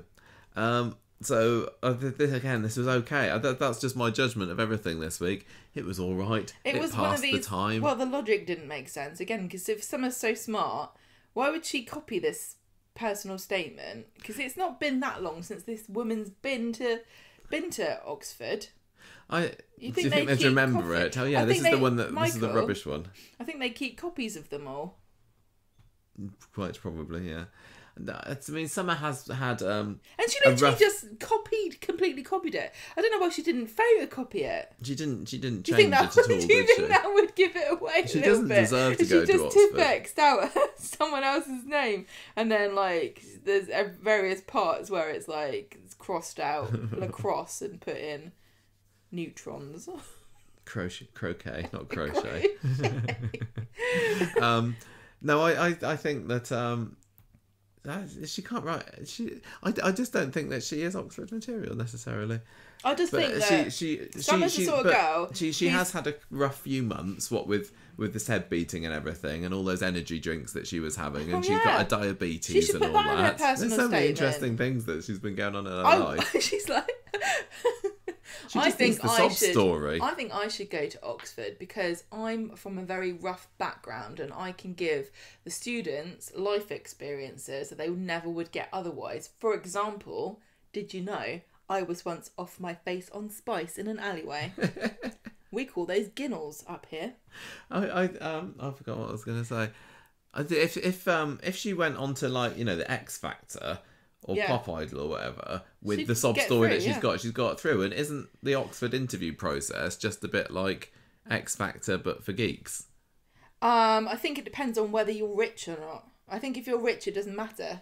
You don't need a sub story, but if you're poor, you have to have loads. She is not rich because Todd stole the heat pump. Yeah, exactly. Now they're in still debt. Recording for that. Yeah. And they live in a flat instead of in a lovely archdeaconry. Yeah, but it's all right though anyway, because I think Ardy would miss her if she went to Oxford. We've not had any scenes yet, have we, of him saying, oh yeah, actually, I don't want you to go. No, I know. He's like, brilliant, I can just get rid of her and get a new bird. I just think she's not going to go, is she? Summer seems to me to be the sort of girl who people assume she's clever because she doesn't say anything and she's quiet. Well, sometimes she opens her mouth and she's like, no, she's not. She's clever. She's clever. Imagine a particle is a football field, but rounded off. Anyway, wow, I get it now. I am at least finding Summer a little bit more interesting in this story. I said this to you the other day, isn't it? The Ardy and Summer relationship is kind of sweet. It's got shades of Nina and Seb early this year. It's not exactly the same. Feels doomed. when Seb was dressed up as a goth and he had the funeral wreath of Nina, although that was a bit of a misfire when he did that. Oh yeah, that was funny. Those 2 weeks were utterly precious. And we're not seeing that because Summer's not giving Ardy the time. But Ardy was being so lovely and patient and wonderful. The equivalent then of what Seb tried to do for Nina would be for Ardy to try to punt up the canal. Do you think? Yeah. I think he'd go dressed as a giant robot. I think he'd come to her and go, I am Awesome. She'd love that. She wouldn't get it. She's in there. She doesn't watch South Park. It's far too rude. Billy wouldn't let her. No. Granny What was it Spellman that Billy was definitely saying today about, I'm a vicar, I shouldn't really lie. Yeah! And you're like, why stop? Just keep telling yourself now? that, Billy. You follow all the commandments to the arsehole. letter, don't you? You read which bit of the Bible did you actually read? The dedication to my son Jesus. Right, characters profile, Gemma. Bailey's. Right, so There on was, Monday, and I apologise in advance for these notes because what was going on between him and Steve at the end of Wednesday's episode, I don't really know. So I've not really written it was much. Trivia I night at think the Rovers, football people trivia. picked up on this and thought it felt a bit forced. No. So on Monday, James gets some posts from the police, and he does a little racist investigation fake out where he's like, Classic. "Oh no, I've got the results back from the police." And they're like, "Oh damn!" And he's like, "Don't worry, they're apologising officially." And everyone's like, "Yay!" To be fair, he did have a good fake out with the paternity test the other month, didn't he? When he said it was Ken Barlow, he was trying to funny. recapture the He's like, glory I can't of think of that. anything funny to say. I just say it's tell the truth. So he's happy, but then he realises that actually, what does it matter in the end? You know, and fair enough. Aggie says you need to always point out if you see injustice and that things will change eventually. It just doesn't happen overnight. And she says, "I'm so proud of you, Sam."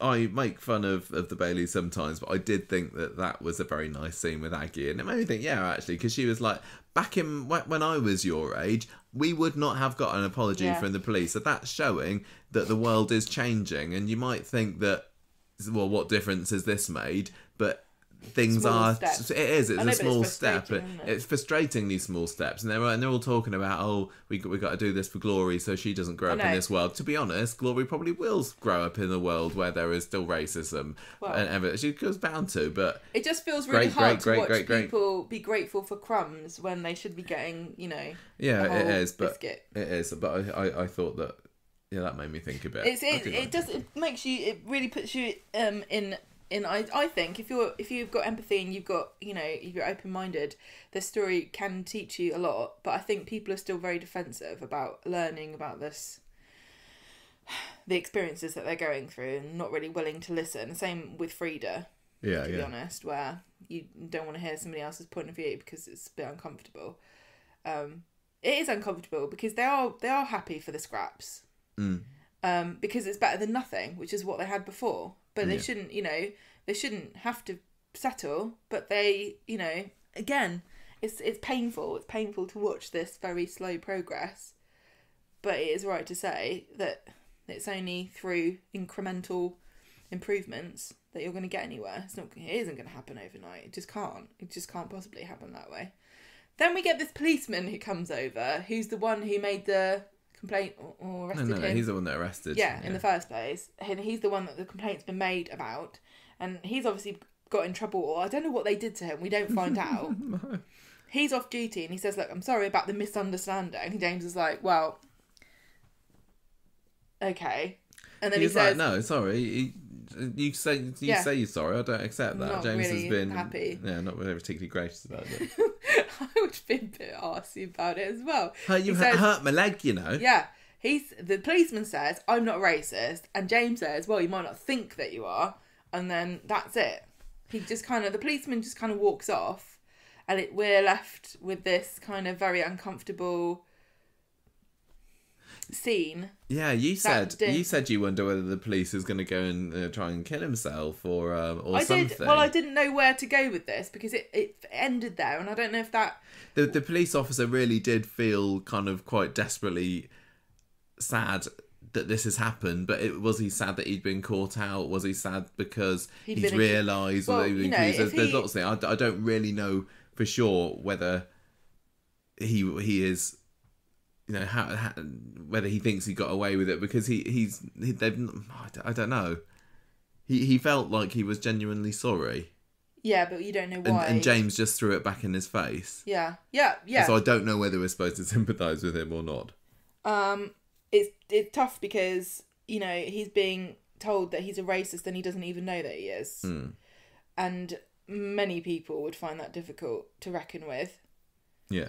And I don't know what is the solution to that particularly, to be honest. It felt like it was unfinished, but then it never got picked back up again. So I can only assume that was supposed to be the end of the story for some reason.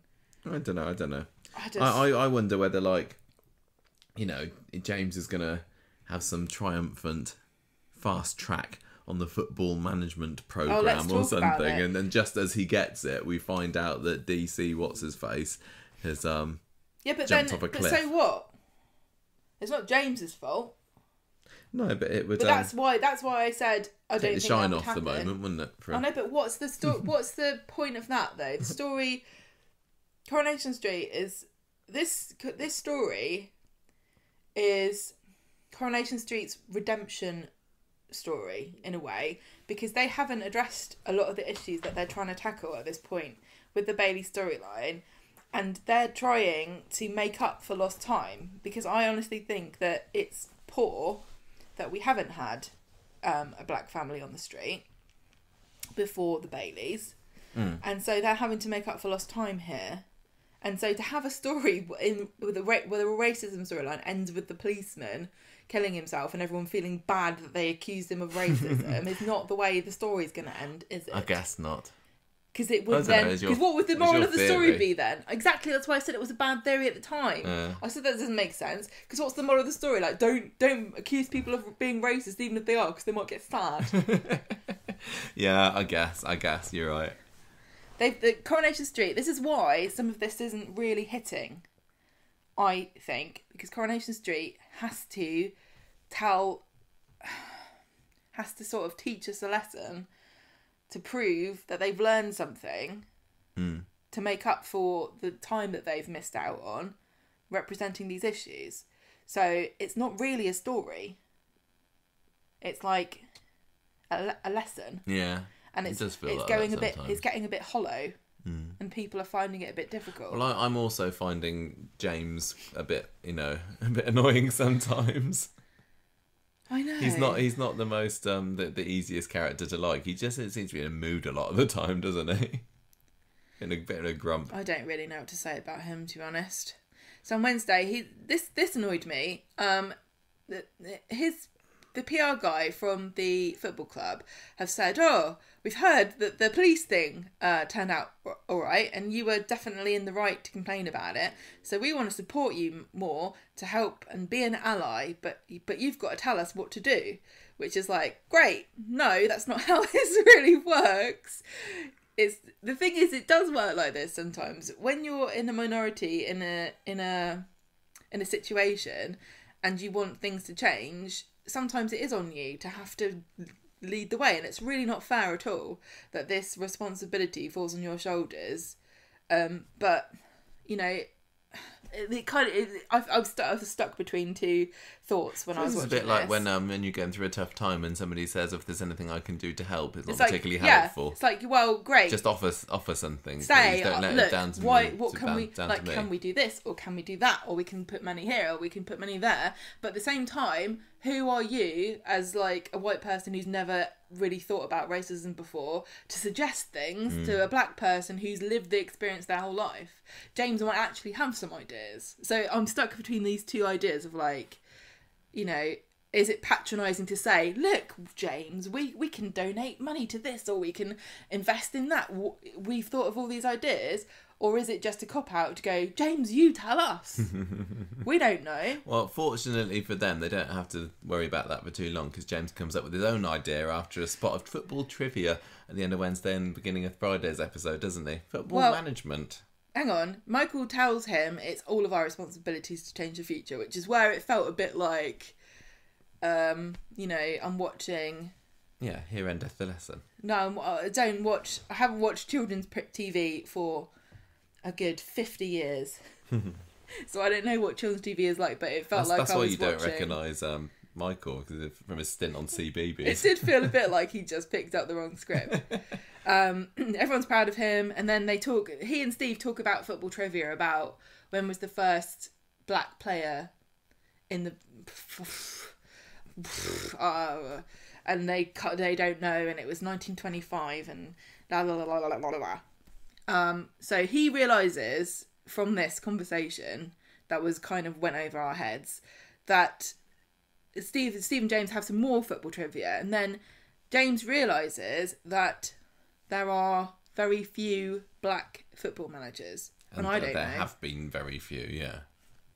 I don't know. I thought the answer would have been, actually, there's been none, but it turns out there have been Well, yeah, that's some. what I was like. There've been none. And they were like, there haven't been very many. And I was like, well, how many have there been? I know, if James asked me that, I'd be like, 0. And be like, no, it's not that bad. how I many? can't take the wind out of my sails now, thanks. How many female football managers have there been? Huh? Well, maybe James can be one of those. Maybe. There's no limits to what you can achieve.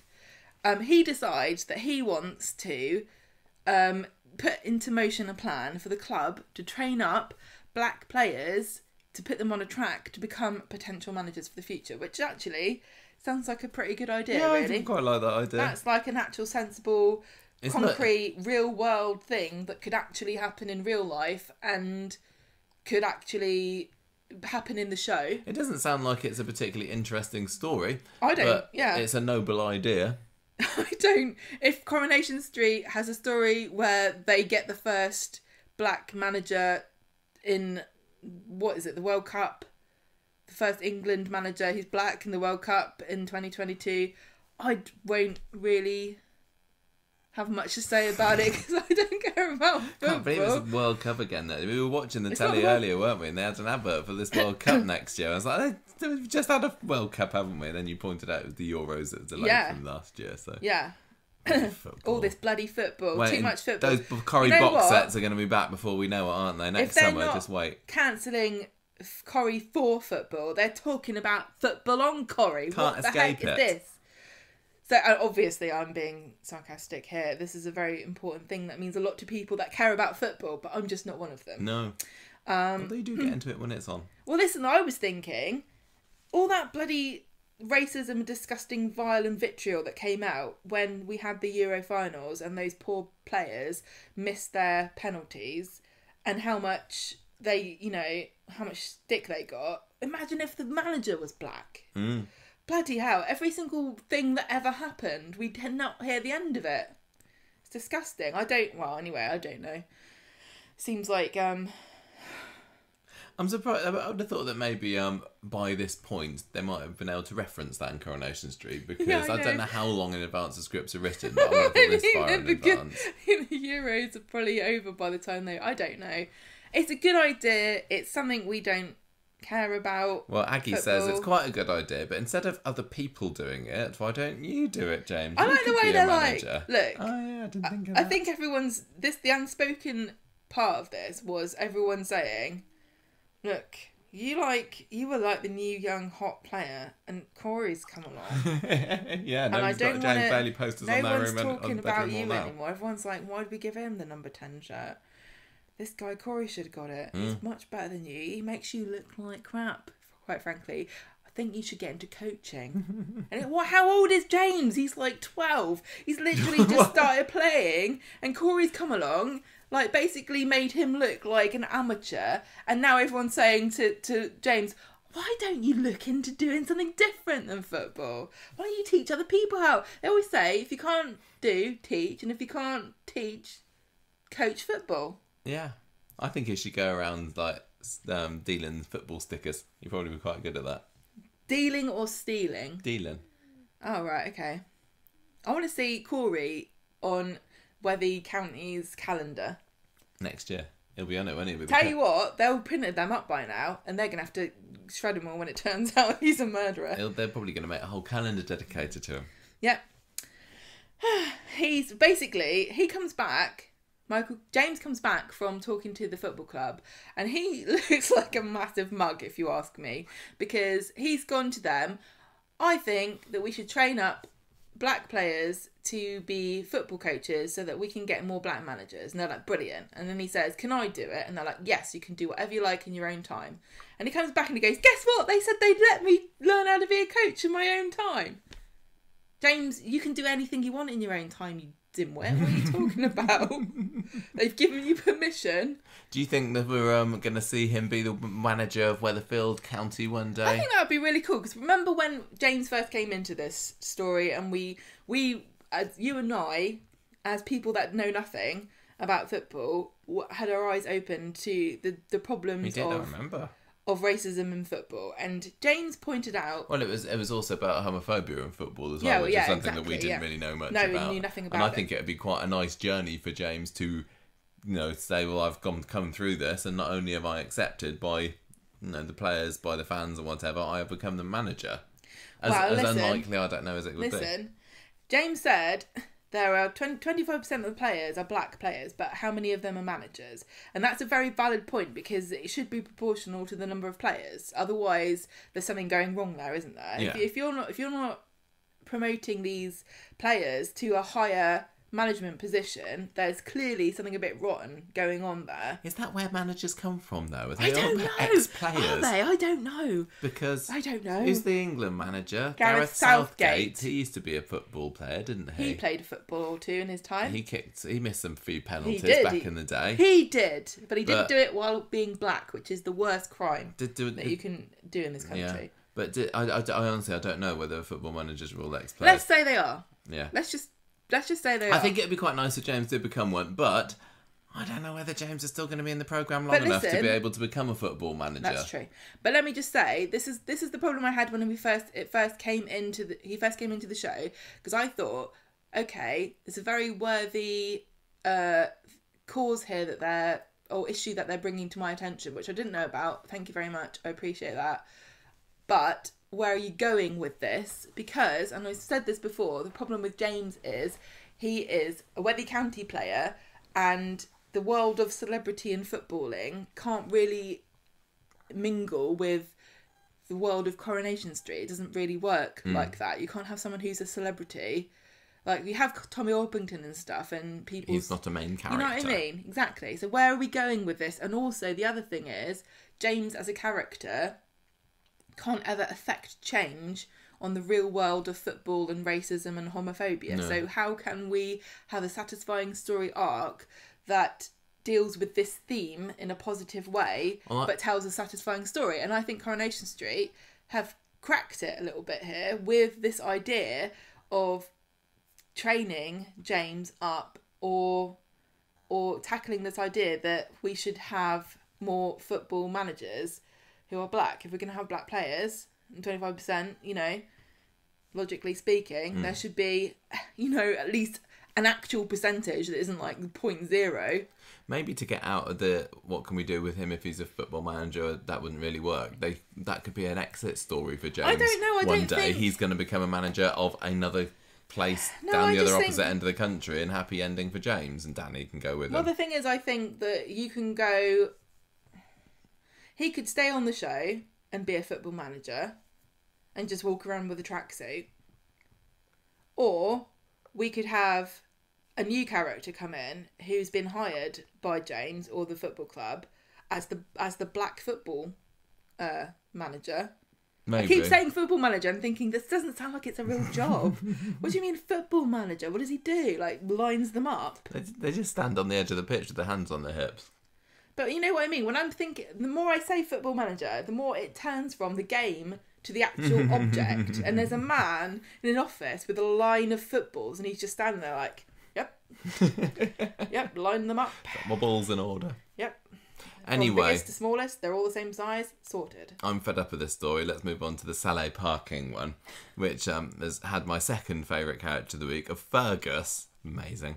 So it starts off on Monday with Tim annoying this beefy driver who's parked opposite the cabin, I think it was. And he's there taking down his number plate, and the guy drives off, and Sally thinks that Tim's got rid of him, and that earns him a pint.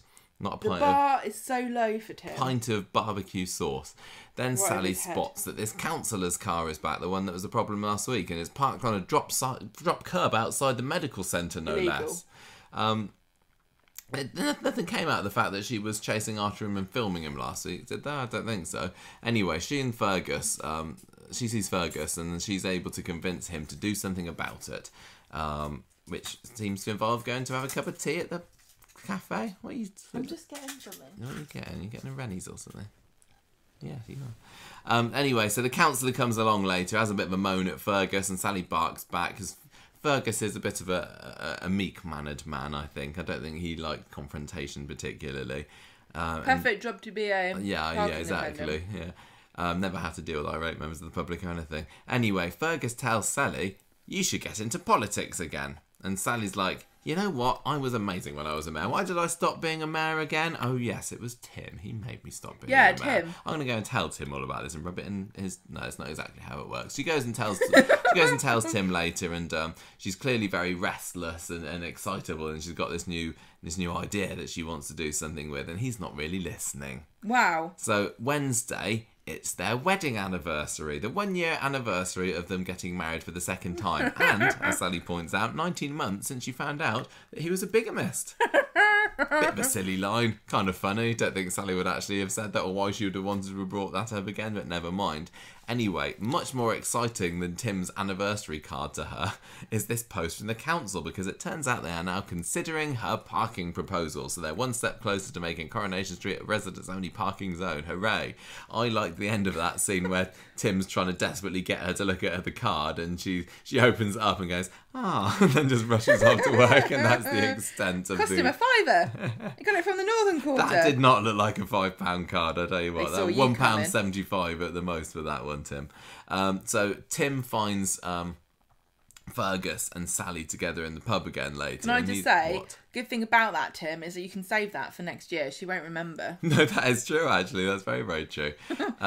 Sally's there with Fergus, like I said, and he's a bit put out by the fact that the two of them are there with their heads together talking parking stuff. He's like, it's our anniversary here today, Sally. We're supposed to be going to the Bistro with the tasting menu thing that's going on. $14.99 for 3 curries and a beer. Yeah. He clearly wants Sally all to himself, and when they're there, and he says, right, give me your phone. I don't want you on the texting Fergus during this. But then Fergus comes in, and this is where he offers his salutations.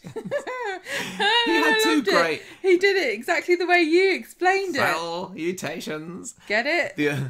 And the other one earlier in the episode as well, when Tim comes into the pub and he does his little imaginary handshake, doesn't he? Where he holds his hands up to his clavicle and gives it a bit of a wiggle. Like he's doing T-Rex He's impression. so brilliant. I absolutely adore Fergus.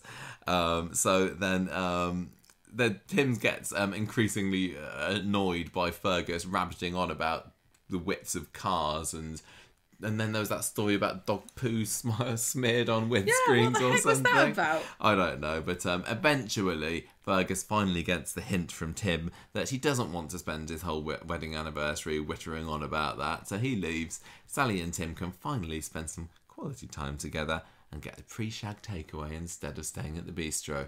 Wow. Score. How disgusting. I say have food after. I'm surprised how, for one, I never expect to see Fergus, and whenever he comes back again, it's like, oh, you that's get really good. excited when you see him. You're like, yeah, he is. Fergus. He's my new Dr. Gaddis, I think. I think you're right. I'm surprised we haven't had much of an update on Izzy. You kind of forget that he has anything to do with Izzy whatsoever. Yep. Like Sally, surely she might ask about. I don't know. I just think it's lovely. I think it's a genius move to give him more to do. But the Izzy story still seems very, very unresolved, doesn't it? Yeah, because what was it like? Sorry, I can't we remember lied where to you. they left it last. Like, work how you can, but I don't know. The whole thing seemed like it was heading towards a bit more of a fleshed out conflict with Sarah and Carla going head to head, and then it was like, oh, we're both idiots. Yeah. I wonder. I think it's quite lovely that Coronation Street have given Toby, how do I say his surname? Hadoke? I don't know. They've given him a job because I'm guessing, like, does Shirley Hewson not get as much Corrie cash when she's shielding? I don't know how these things work. Sorry, because shielding doesn't exist anymore. She would have signed a contract for a minimum number of episodes. And it just feels nice that more money is coming into their household through Coronation Street now that her partner has got a job there. Okay. No, I just think that's nice. All right. Am I looking at this wrong? I don't know what you're... Okay. Anyway, that was it. I think he's great. Oh, the other thing that I liked in that was when Sally said, "Oh, I was mayor." She tells Fergus, and he's like, "Yes, you did mention it a few times." Oh, so Miss Sally the mayor. The only question is... I think that... Do you know what? I think Sally being the ex-mayor and like reminiscing on her very brief spot in the limelight is more funny, perhaps. Yeah. I don't know whether is she allowed to go back into politics if she spent time in jail? I know that she was cleared in the end, wasn't she? I don't think you can be a member of parliament. I don't know. Can you be But a mayor? But they'll if have you're anyone a as the mayor of Weatherfield, won't they? I think you have to be a But bit the of a question criminal to be a politician. Is Tim going to try and stop her? And Such are we supposed dick, to? you better And not do. will we be cheering him on as he stops her because only he can save Sally from herself? And meanwhile, Gemma and I are flying the lone flag, saying no, no, really? no. You used to argue with me about this, What? didn't you? No. Oh, but Tim's such a good guy. No, I definitely wasn't mad at Tim Stupid man. for stopping Sally and her political aspirations. He was being Thank you such very a much. drip this week. Oh, Sally, I want curry. Can we have a curry, please? Oh. Grow up, idiot. Daisy. Tell me about I wasn't Daisy going and to Leo say and anything. Jenny. I wasn't going to say anything about him because he honestly, come on. If you're a Tim fan, weren't you just a bit annoyed this week with how much of a dim-witted simpleton he's turned into? Harping on about barbecue sauce and sitting there like a little boy waiting for his mum to order the food. I don't think that his character has changed particularly very much over the year, not compared to some of the others. I think they've been fairly consistent with him. I didn't think it was possible, but I do think they've dumbed him down. Right. He's no Kirk yet. Yeah, because Kirk's at least they attempt to be clever with Kirk's jokes, even though they're usually rubbish. What's funny about Tim saying, I don't like barbecue sauce? Right. Daisy. Got that out your system. Oh, I feel a bit better now. Yeah. Wednesday. Ken encourages Daniel about Daisy, but Jenny doesn't think they're right for each other. And then Daisy sees Daniel and Summer chat and she gets a bit suspicious. And she's asking him out. And he says, I can't, I've got marking to do. Then in the pub, Johnny tells Jenny about his new place, which is, he's like moved into a flat around the corner or something. Yeah, in the Maudsley Street now. He doesn't seem to really be loving it. It doesn't, but that's another really lovely scene and it's just making me think, what is going on with Johnny and Jenny? I know. You're just teasing me because they're being so incredibly slow about getting Jenny and Ronnie together, which I still feel is inevitable. But then they teased me with this, and Jenny was being like, "Oh, yeah, we're friends." They bear absolutely zero ill will towards each other. Makes it worse. So it really does make it worse. Can't you just go out together for the kids? aka me and Michael. Yeah. Daisy says, Johnny invites Jenny over for some tea, and then Daisy tells Jenny that he's making the move on her. And then she asks Jenny, is Daniel gay? Because he doesn't seem to fancy me. And that's the only thing I can think of as to why you wouldn't. And Jenny's like, no, his actor's gay, but the character's not. Don't be stupid. Then, Hunky Builder. You've written Hunky Builder, so that was your choice for this. Jenny says he's hunky for Daisy. He is called Leo. He was very macho and buff looking, and he was, competition for Ronnie in the bulging shirt stakes. Yeah. All he needed was the floppy hat. What? Like Ronnie's floppy hat. Leo. Surprised Jenny's not going after him herself, because that's obviously a type. I really thought that the joke here was going to be at the end of the week that it's Leo fancies Jenny, not Daisy, but they never went there. They didn't go there, but the fact that Leo is the guy that's working on the sinkhole and the sinkhole fixing is going to be happening soon means that we haven't seen the last of him. I want to know, what do you do with a sinkhole? Like, he's like, I'm going to be working on the sinkhole. It's like, Leo, are you just not going to be sand pouring dirt in the hole? What else is required? I don't know. Do tell me. I'm actually interested to know. I assume it was just putting sand in a hole. Done that before. Meanwhile, Jenny is still egging Daisy on. Leo leaves. Daniel comes in. Daisy's smitten. Jenny thinks he's got far too much baggage. By that she means marking. And he blanks her when he talks on the phone to Ken. Oh, yeah, now, see, I still thought that Daisy was only after Daniel because of the house. But this hasn't come up again. No, there's mixed motivations here. Like, in a way, it's kind of sweet because they've certainly shown a more human side to her. But I still think that I can't help but think she's up for some. I think she's forgotten that she fancies him for that. I think she's given herself a lot more credit than she's due. I think she really only does fancy him because...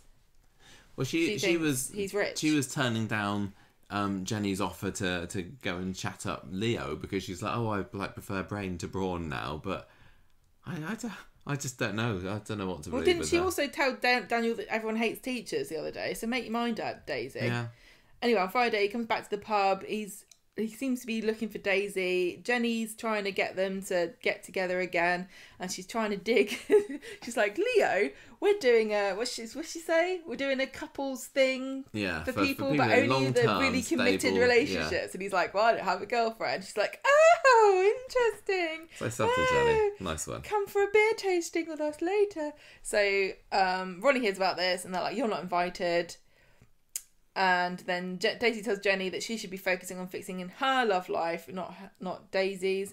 Then they get into the back room and they're tasting all the beer. All tastes horrible because it's all beer. Jenny's trying to set them up. Daisy's not really interested. I think she's having flashbacks to the last time she got drunk in that room with a man. Oh yeah. Doing alcohol tasting. Didn't end well for anybody, did it? Leo makes his excuses and leaves, and Jenny can't believe Daisy's letting him slip away. So yeah, no, I think what you said earlier about Leo fancying Jenny could definitely be possible. The question is, would Jenny, would she be up for it? Well, it depends. I don't think she'd want, a long-term relationship with him, but why not have a little bit of a fumble in sinkhole? I wonder whether that's what's going to bring Ronnie into it. Whether get out my sinkhole. Whether he'll see them canoodling and get extremely jealous and then say, Jenny, you're the one that I want. Well, no, yeah, or it could because really push him into Debbie's arms. Because he seems like he's kind of like playing them both. I think he'd rather have Jenny, but well, Debbie's he'll settle for Debbie if Jenny continues to not really want to commit to him. I don't know. But Daisy and Daniel, really bad. Yeah, clearly not a good couple for it. Daisy is not the sort of person who's going to cope well with not being the centre of attention 24 hours a day, which is unfortunately, if you are married to a teacher. Yeah, if he's got all this marking supposedly, he's not going to have the time. No. That somebody who is as so self-absorbed and needy as I imagine Daisy would be. She's having affairs if she was married to a teacher. Yeah, definitely. Just like me. What? Gemma got, she got a new phone a couple of weeks ago and she's kept her old phone and I'm convinced that that's for her boyfriend, yeah. Okay, all right. Wouldn't that be a twist? Finally. I've actually got a secret EastEnders podcast with another man. We have got the extortion story with Sabine and with Imran and with Toya. And Toya realises on Monday that there's they were in it. They were in it on Monday. Yeah. Toya's like, there's something going on with Imran. He's not being himself, and he says, "Oh no, don't worry. It's just Sabine. She's just going on at me about this case." And Toya has just been so bloody reasonable about the whole thing. It's like, oh yeah, mate, it's fine. Yeah, maybe you should go over it. Toya talks to Imran sometimes, like she's in the customer complaints department of like a big brand. She's like, how can we make this work for you? What is it that we can do to make this right for you, Imran? So Sabine comes into the office later. Again, she's like saying, oh, Imran, you're mystery lady. That night, the verdict, what's going on? And he says, you have no evidence that I slept with anyone. That's not what somebody says if they've not slept with somebody. Yeah, he doesn't. He does say I didn't have an affair, but he doesn't say I didn't sleep with anyone. And surely, he would have said I didn't sleep with anybody if he didn't. I don't know whether the fact that Abby's been spending all her time with old Tez has got anything, whether that's evidence against the fact that she hooked up with Imran. Tez? Oh. Abby. But not necessarily. She could very well have had a bunk up with Imran on the night of the verdict and then gone to Tez after that, I suppose, couldn't she? I don't know. She's still my number one suspect.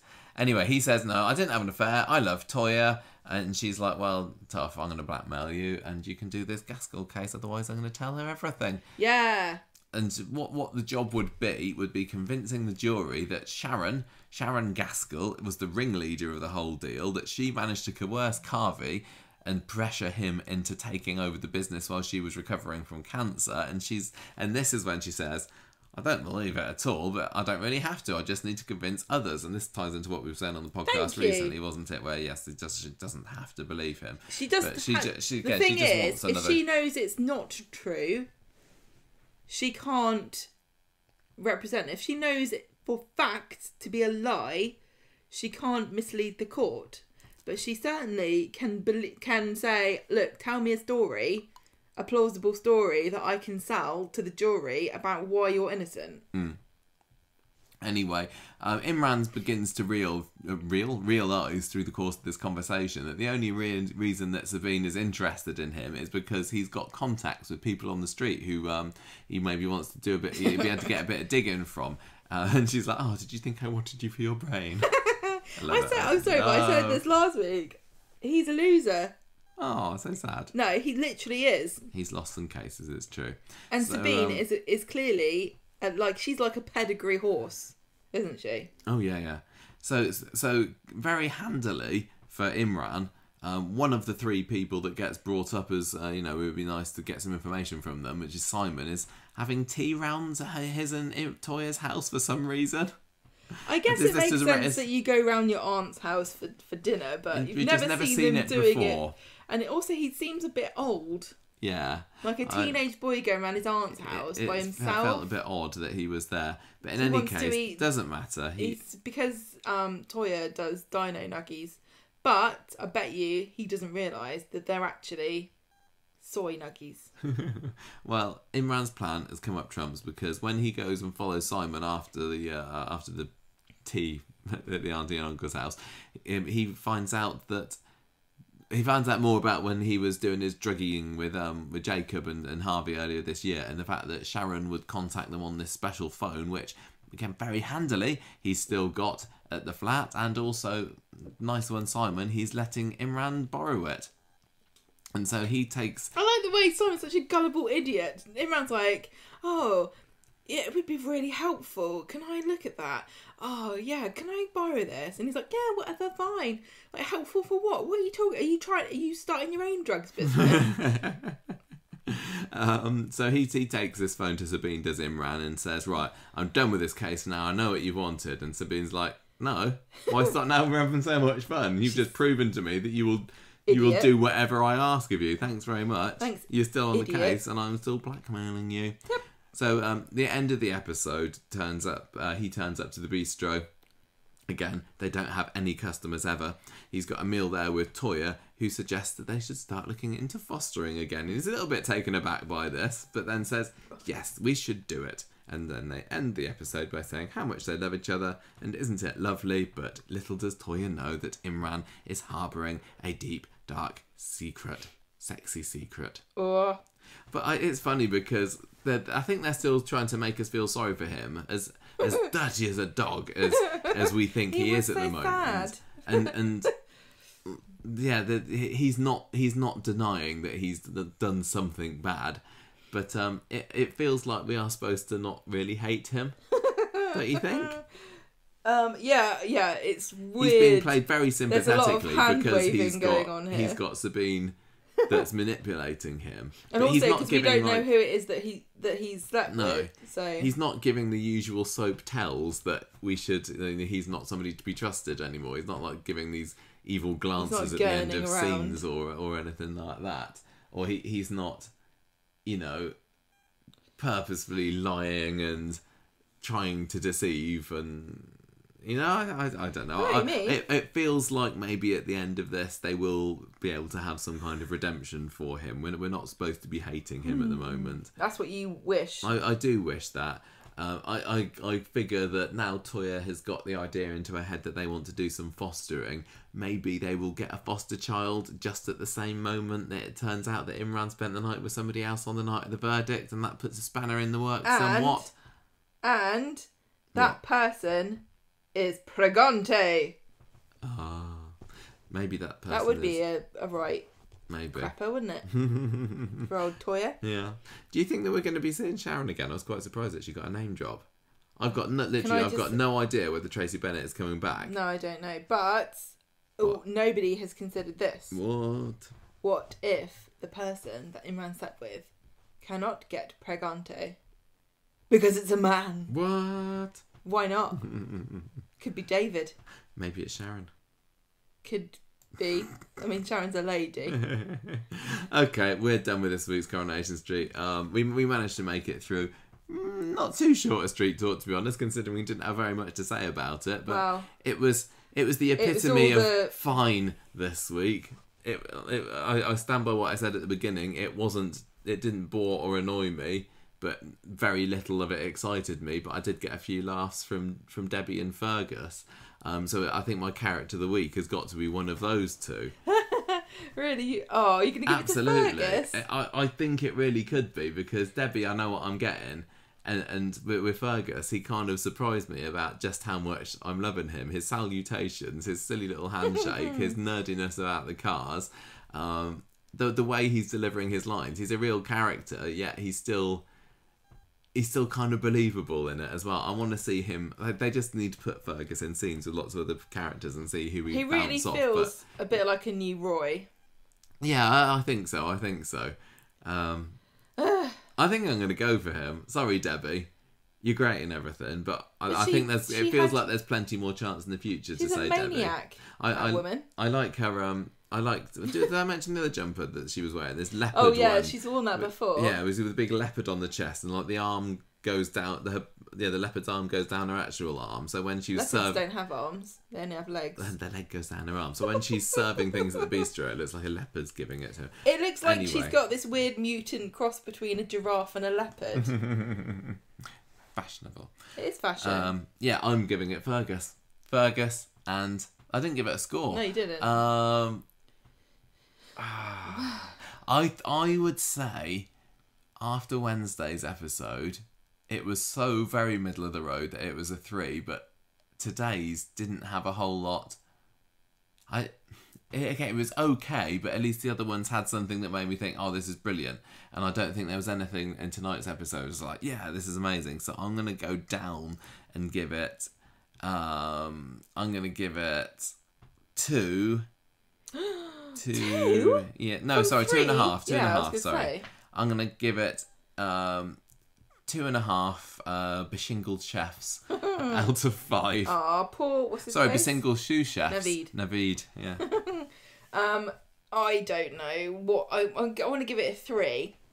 Yeah, I'm fair going to give it 3 generic curries. Why would you go to...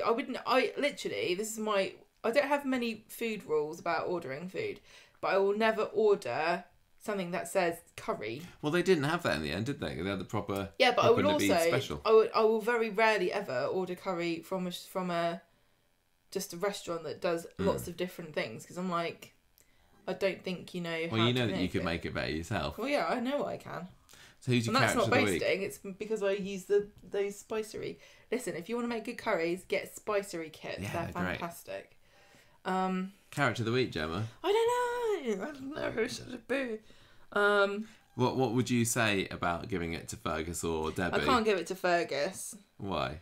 He just didn't tickle you as much as he did me. I don't think you've realised this in how many years we've been doing this, 5. I don't really think puns are that good. Hang on a minute, 5 years of the podcast, did how you long say? have we been doing it? 9 years. That's why I asked you. I don't know about maths. Our 10th I don't know about year money. of podcasting next Time summer. means nothing to women. It wasn't just podcast. Because we never age. It wasn't just the puns, that was great about him. It's just his general demeanour. Okay. I was making a joke. I was making a joke about puns. Do you mind? No. Okay, good. Debbie? Oh, I don't know. She was really, really great. It was not a great week. But you were giving it a higher score than me. I know, because I'm nice. Ardy, for being nice and understanding around summer. I did really want to give it to Ardy earlier, but I thought you'd give me a really hard time. No, you can give it to Ardy if you want to. I did like Sally. Ardy, but it wasn't his best week, was it? It wasn't his best week. He was definitely a side character. He didn't have any classic Ardy scenes. The thing is, week. I much prefer Ardy as comedy sidekick to Dev than devoted boyfriend to boring Summer. Yeah, no, you're absolutely right there. Tim? I want to give it to whoever put barbecue sauce on their bacon bap to wind Tim up. That's Tyrone, isn't it? Yeah, I'll give it to Tyrone. You can't give it to Tyrone. He wasn't even in it. Choose your character, Gemma. Oh, I don't want Naveed. No, you can't give it to Naveed. Why not Debbie? Do you not like Debbie as much as I do? I love Debbie, but she was maniac. I'm sorry, but entertainingly maniacal this week. I enjoy some of these very shrewd female business icons on Coronation Street for when they do smart things and they seem to be clever. Opening a rival curry business to an actual, like, people who are not only an expert in this, but like started out as a Pakistani street food company. You can tell it's their passion. Why would you even compete with it? It's ridiculous. Sabine, you could give it to. I forgot that Sabine was in it. She was. This week. So she's not counted. I don't know.